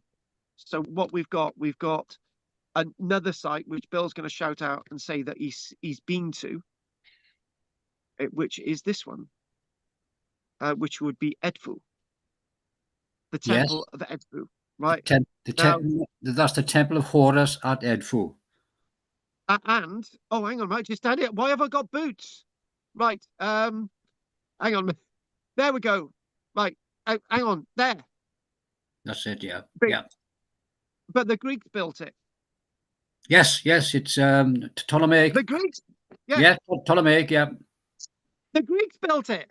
Yeah. And you're just thinking, but the Greeks built it, you've got to say it again. And you're just thinking, well, it doesn't look Greek. But the Greeks built it. The Greeks built it. It's amazing, isn't it? Yeah. It's like instead of bringing their temples instead of bringing the Parthenon or Messina from Sicily, those sort of building stages, right? You know, this itself is being used in a lot of Hollywood films, right? Loads of them, right? And if am I right in thinking this was actually used in a film which was portraying Hatshepsut, which would have been nothing to do with Hatshepsut because that was about 1,000+ years before. But the ancient Egyptians built this. No, start again. The ancient Greeks built this, right? Yeah. There's nothing Greek here. They say, oh right, you know, we're going to go in and we're going to build a temple that's like Egyptian, and we're Greeks, right? So I need to mention the Greek thing again, right? Before my head goes. So what happens is on the death of Alexander the Great, right? Which I've not back checked this because Alexander the Great, I think I'm pretty sure he died in 221 BC. You can correct me on that. I think a year out maybe. When Alexander the Great died, and we're now starting to think that Alexander the Great died alive and suffocated in his own lead coffin because they didn't really check he was dead or not. That's now what they're thinking. But anyway, when he died, one of his great generals, Ptolemy, right, decided to grab a piece of the former empire of Alexander the Great, and he grabbed ancient Egypt, right? So that's where the Greeks come in. So so what's happening is that, strangely enough, whilst the Greeks take over in Ptolemaic Egypt, the legal documents and the magical spells and the temple accounts all continue. And, you know, the old gods, Amun, Isis, Osiris, Horus, remain central, except the Greeks did sort of have a little bit of Serapis being chucked into the culture of ancient Egypt. And the Greeks didn't change the old way that Egypt worked. The temples were and always had been economic centers. Priests even gained more power under the control of the Greeks and the Ptolemaic Greeks of Egypt after 332 BC. The Egyptians continued to rely upon the flooding Nile and trading their grain across the world. Artisans and scribes preserved traditions through temple schools. So it's odd. I keep saying this. It's so odd looking at ancient Egypt. And here's another fact that I've got to chuck in here, right? Last week, I think I was accused for not mentioning women once. And I've got to mention Lloyd George. But for whatever reason, for whatever power the male priests had in ancient Egypt, the one thing that did change was the power of women and their social rights in Egypt compared to Greece and Rome. Hence, why we've got the last pharaoh of ancient Egypt being Cleopatra the Seventh. Ah. Who ruled as a pharaoh. So sometimes, Anne, you look at history and you say Ptolemy, there's a Cleopatra, Ptolemy, and then you've got a final Ptolemy at the end. You've got a final. There's going to be another Ptolemy at the end because that's the son of Cleopatra and Julius Caesar, but that doesn't go well. But the proper last pharaoh of ancient Egypt is Cleopatra. Nobody questions why Cleopatra's a female, right? The reason why Cleopatra's a female is because women have got power in ancient Egypt. And that's how she's able to be a sole leader of ancient Egypt at the time that ancient Egypt is conquered by Rome, right? So I keep using the date 332. I keep using the date 32 BC. It's actually 30 BC that Cleopatra dies, and she's the proper last of the Ptolemies, right? So looking at all of this really interesting flowing stuff when you look at Ptolemaic Egypt, and you know, this is I got to do a few points that I didn't actually make last night, so I'm going to do it. So Alexander the Great and the Ptolemies sort of conquest 332 to 30 BC. That's where I'm getting that from. And then comes, some people say, then comes one of the most famous moments in history. Alexander the Great marches into Egypt. The Persians are expelled, and the Egyptians become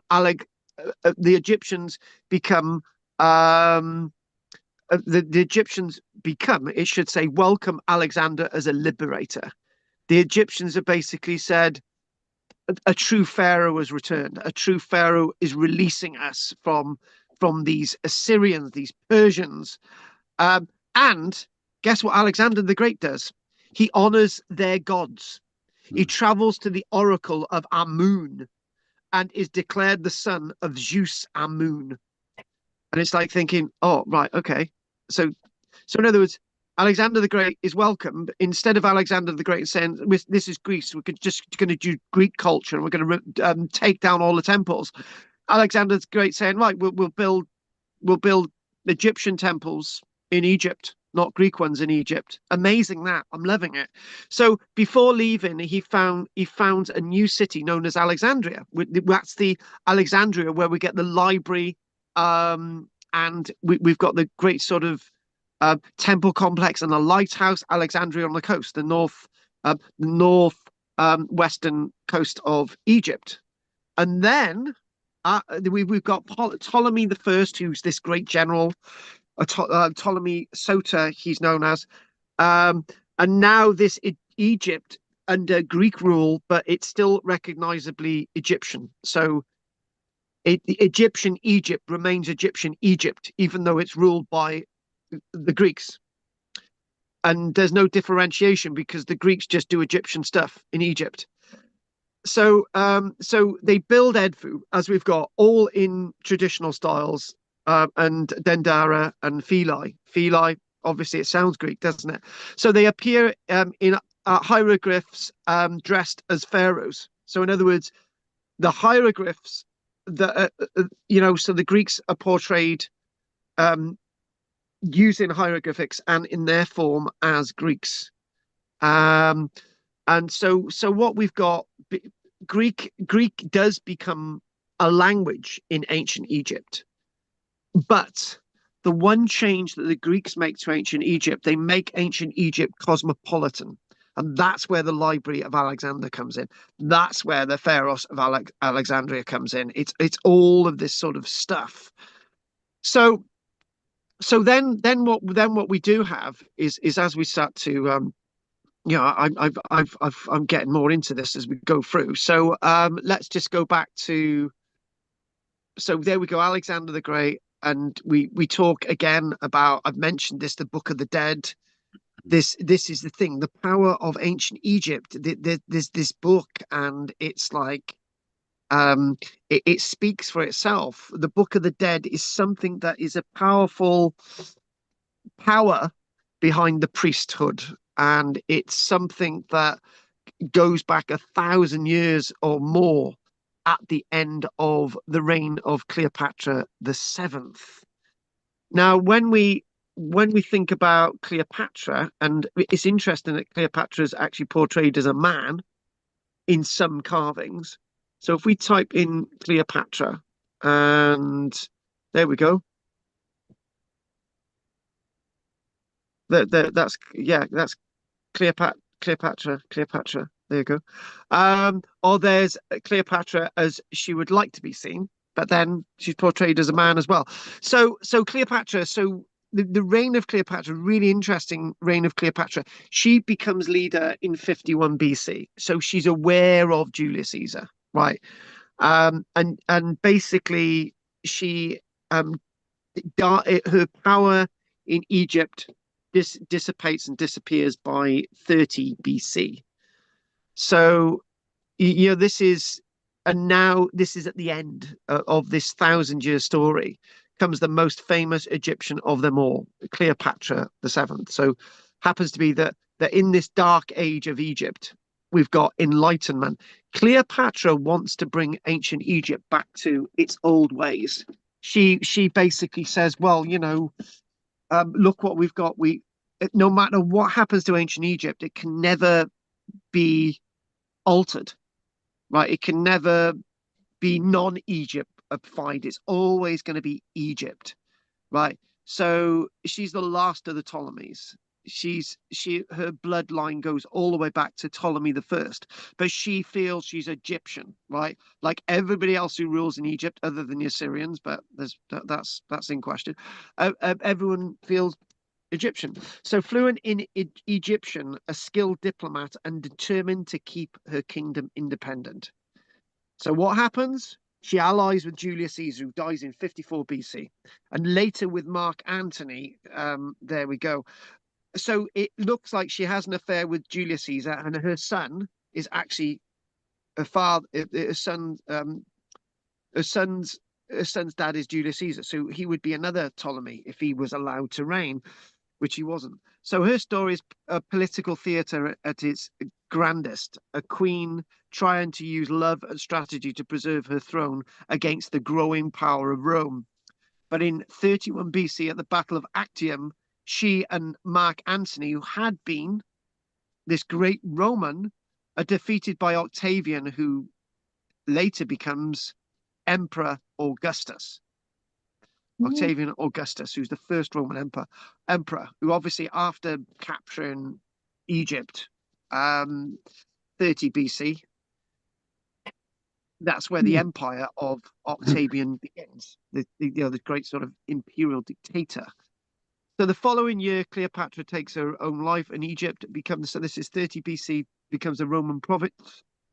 It's the official end of 3,000 years of pharaonic rule, all the way back to the Scorpion King, if you can trace it back there. So yeah, even under the Romans, Egyptian art, religion, and language linger for centuries more, right? Centuries and centuries more. So if we sort of bring this back to and you know that there she is again. It does actually look quite masculine, but naturally this is a Roman carving, so it's gonna look masculine. So when we think about everything that's going on, and we wish to make sense of everything that I've told you tonight, maybe we should sort of go through a little bit of a little bit of a list, really, and to sort of gain a sort of an overview of what we've just done. And the way I did that last night was I went onto Google and I typed in a few things for people to look at, and that sort of give an overview, and we'll have a little bit of a verbal overview, and that'll be it. So if we go to here, so we went here, and so one of the things that we remember, so we think about the silver coffin, right? We think about the sort of silver coffin, and we think about the Libyans, right? So we go all the way back to the Libyans and the Libyan getting their influence, and by the 900s, the Libyans are well in charge of ancient Egypt, the 900 years BC. This is Circenses, this body was actually found in the sarcophagus, the silver sarcophagus at Tanis, right? This was the 21st dynasty. And then what we then did, we looked at the Black Pharaohs, didn't we? So one of the Black Pharaohs was Tahakara. And so we're going to do that there. Taharaka. Yeah, there we go. I had it then. So here we go. And then we've got this Pharaoh. Is it going to come up? Hang on a minute. Pharaoh. I typed that in. Have I spelt that wrong? Pharaoh. Pharaoh. Is that going to come up? Image. And that is a statue. Looks very pharaonic like. Hang on, let's get this one. Is it going to bring this up? Is it going to bring it up? No. Hang on a minute. Go back there and we'll see if we can get there. Right, okay, just move that there. Right, that figure itself is actually in the British Museum. So that's a Nubian pharaoh, Kushite pharaoh, sort of, does look very pharaonic. 25th dynasty. This is sort of the rule of the Nubians from the south. And basically what we've seen the temple of Edfu, right, which was built by the Greeks, and we know, just have one more look at Edfu again, just remember that. Edfu, you type in that and you just get sort of this wonderful temple complex, beautiful, all built by the Greeks. The one thing that we haven't mentioned, right? The one thing that we haven't mentioned at all is something known as the Rosetta Stone. Oh yeah. Yeah. Now the Rosetta Stone is to do with this period. That's what it's on there. You've got hieroglyphics, you've got demonic, which are the Egyptian texts, and there you've got ancient Greek. And when this was a trilingual decree, and this dates back to 196 BC, and this was found by Napoleon's forces when he invaded Egypt, and was then translated by a Frenchman called Champollion. And he was, for the first time, people were able to decipher hieroglyphics because of the ancient Greek on here. And this was a trilingual stone. And when you think about it, this was all part of that sort of thing that I mentioned earlier on with Ptolemaic ancient Egypt being sort of very multi sort of cultural, and it obviously shows it that we've got a stone here that actually has three basic languages on. The higher language of the priest, the demonic, which was for the lower language of the ancient Egyptians, and then what we've got is this text underneath. And one of the sort of final images that we've got is a coin of Cleopatra, right? So Cleopatra is looking outwards onto the world, and she's looking at trade. She wants to sort of go back and bring back this ancient world. And I think this has got to be a, hang on a minute, this has got to be a copy on, hang on a minute, let's go get some images. There's quite a few there. And oh, there it is. Is that the Cleopatra or the thingy coin? Hang on a minute. Let's just go find. Yeah, there it is. That'll do. That is a coin of Cleopatra. And looking outwards, looking sort of a trading coin. Obviously, coins are really being circulated. And when we sort of conclude on this tonight, and we look at everything that we've done, and next week's going to be even more complex because I've got so many different elements to bring in next week from two sets of images from the other stuff I've mentioned. We go back a little bit to China and look at the liquid used in Xi Jinping's sort of coffin to keep sort of her lifelike from being 50 years old from all those years ago. So in closing reflection, so we look at Egypt from beyond 1,000 years BC to precisely 30 BC and the 10th of August and the death of Cleopatra. We're not looking at decline, we're looking at survival and revival and renaissance and different people. So a civilization that refused to die, adapting again and again under Libyans, Numidian, Persian, Greek, and finally Roman rule. So it says adapting again and again, but the Libyans were adapting to the Egyptians, the Nubians were adapting to the Egyptians. The Persians were basically forced to, the Greeks were adapting to the Egyptians. It's the other way around, really. So this is a period of Edfu, the Rosetta Stone, the mummies, the silver mummies at Tanis, Cleopatra herself. All of these show that Egypt never truly vanished. It's a story of resilience, and it reminds us that history is not only about golden ages, but about endurance and identity. And we look at this and we understand so much from the darkness that there's light in a world that supposedly declined, and it didn't. Even under Rome,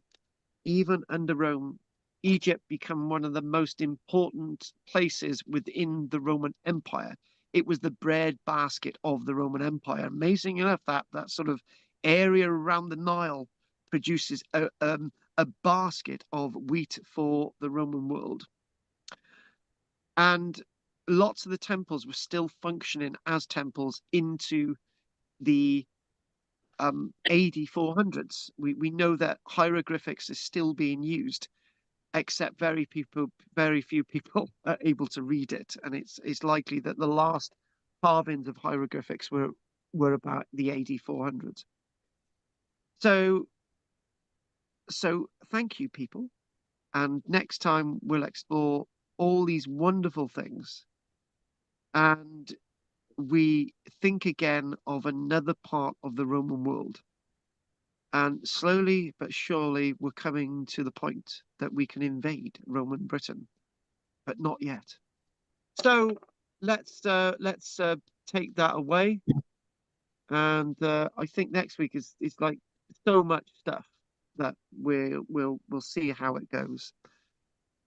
So I got a deep breath. Amazing enough, it's 9:30, smack on. How good is that? Pat Oh, can we're go to finishing bed at now. 9. Yeah.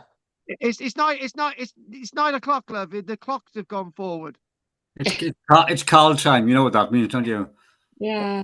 It's different from any Yeah. other time, any time zone. Totally different. Oh Cheers, love. no, don't do Tuesday. Come Don't on, you've do had value for money tonight, Bill. I Yeah, know you get. I yeah. know you get a postcard off me, Bill, but nobody else does. See, if Richard sent me a love letter like you do, Bill, right, he might get a postcard in return. There we are. Maybe you listen now. Who knows? Yeah. Could I make some observations, Carl? All right, if you want to talk first, you can make the observations while I have a drink. No, I just might add a bit of interest. The Temple of Horus at Edfu, as Carl said, Ptolemaic, is in wonderful condition, except that when Napoleon's soldiers invaded, they went into the inner courtyard and started using it as a target practice for their muskets. So the inside is riddled with bullet holes. But apart from that, it's really in good condition. Oh, The other thing is, to my knowledge, there's only one image of Cleopatra in hieroglyphics, on only one, and that is on the north wall of the Temple of Hathor, which was the cow-eared goddess dedicated to women, and that's at Dendera. Carl mentioned that. The only one, apparently, and it's about 20 foot high. So there are not too many images around of Cleopatra, apart from the coins, etc. But she is portrayed with a rather large nose, whatever that means. Yes, we saw that. She did have a very, very large nose. Exactly. Yeah, Yes. and some of the hieroglyphics of the earlier pharaohs are black, actually, to confirm that what Carl is saying. And even Alexander's image he's portrayed somewhere with a pharaonic headdress on as well, showing the culture and the actual way that both cultures have been absorbed. You know, there's enormous affection for the Egyptian culture and way of life. They really respected that. But the thing is, so many worlds do have this huge affection. You know, it's just like it makes you. Again, it makes you look at sort of China. It makes you how China has survived. You look at the Forbidden City, right? And what is left in the Forbidden City, as you've been to, Bill, right? And you're thinking, you look around ancient China, and there's so much of ancient China still there, right? That's why these civilizations are so fascinating, because what they did was absolutely incredible, and it's still there, lasting for eternity. I think that's where the draw is. You can actually go and see where these places are and how they lived. I don't think.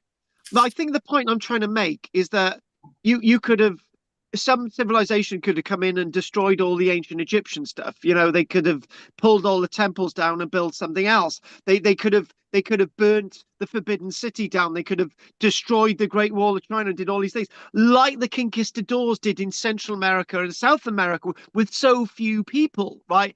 That is the point I'm trying to make. So you look at Mexico City. It's built on this huge city that once existed, associated with previously the Maya and the Aztecs, and most of that was destroyed by small numbers of people, right? But we don't see that with Egypt. Well, the only example I can think of where the Vandals were the modern Egyptians was in the mortuary temple of Ramesses III, when in the hypostyle hall there, all the columns were removed to where was it? Komombo, just down the Nile, to build a new sugar factory. And that was done around about 1900, something like that. So the Egyptians, the modern Egyptians, were Vandals. So they didn't appreciate, but obviously since then they've appreciated, and government controls have come in to actually protect the antiquities. All these archaeologists have made it of high value, you know. Yeah. It's a fascinating country. It really is, you know. I'd like to go there again, but that probably won't happen.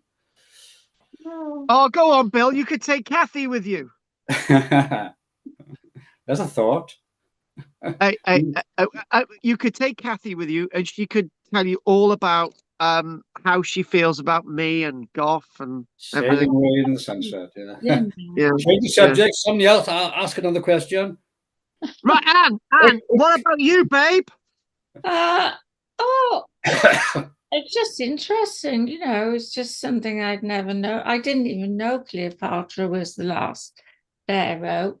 You know, like I didn't know she was a pharaoh. Yes, I've yes, never she was. gone in. All I knew was that Moses was found in Egypt in a basket. Yeah, but that's going all the way back to Akhenaten. So Before some people say that Akhenaten was Moses, but that's life.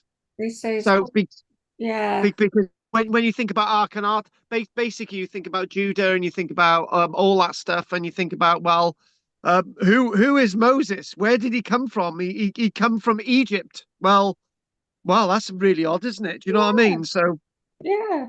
So and strangely enough, did Akhenaten die or did he disappear? It's a bit like, was he Moses? And because he was a monotheistic, Moses was monotheistic, so was Akhenaten. So it's just like there's that thing, but that's another talk altogether. We yeah, can't do that. So you know, we're talking about like Abraham, you know, and his well, oh God, it's so complicated. Oh it's no, not, and we've just done a good bit tonight, so it should all be there for you. it's great. No, it's great. I'm gonna start reading my Bible again. You should do. Yes, indeed. You should do that. Yeah, and do You're a good girl. you know, do you know what? Do you know what, Anne? Look at that little cross. Oh, that's nice. Guess what? You bought that for me. Oh, did I? Yeah, you did. Oh, That was our romantic phase, Anne, but we don't talk about that. Talking about romance, Henry, anything you want to say? No, not really. That was very interesting. It's just that obviously in today's world, which we're in, yeah. the River Nile might not actually be flowing as much through Egypt as Egypt hopes.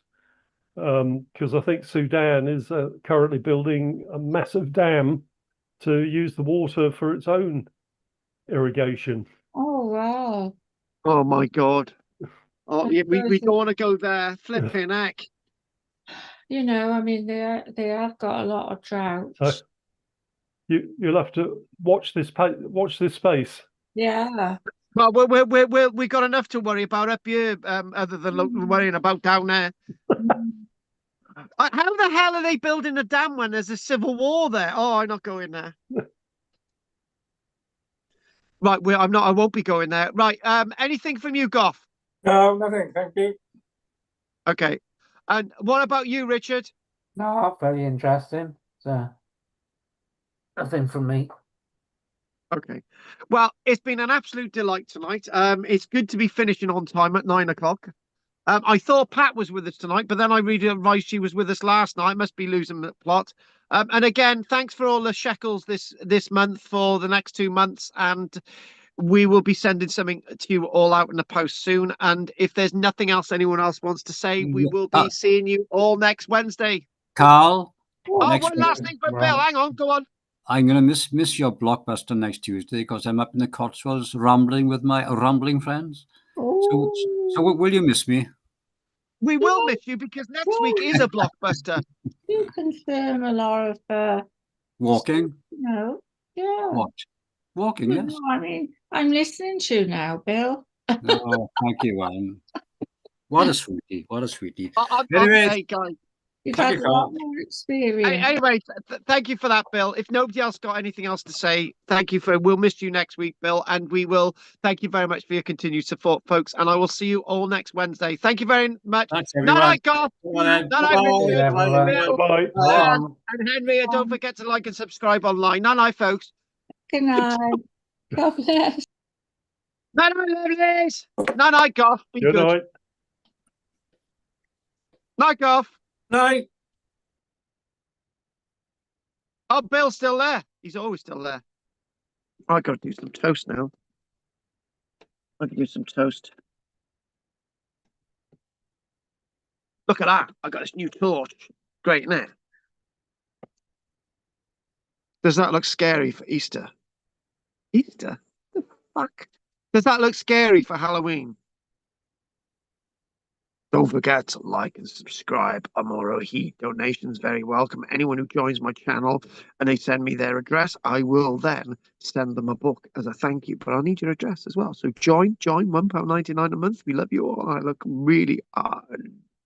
Right. Okay. So I'm gonna look in the thingy box, the chat box. That's a very interesting one tonight. So the chat box. Is there anything in the chat box? There's nothing in that window there. 1. There's nothing in that window there. 2. There's nothing in that main chat box. 3. Nothing in that window. 2. 4. Nothing in that window. 5. 6. 7. Nothing in the chat box. Do. Chat.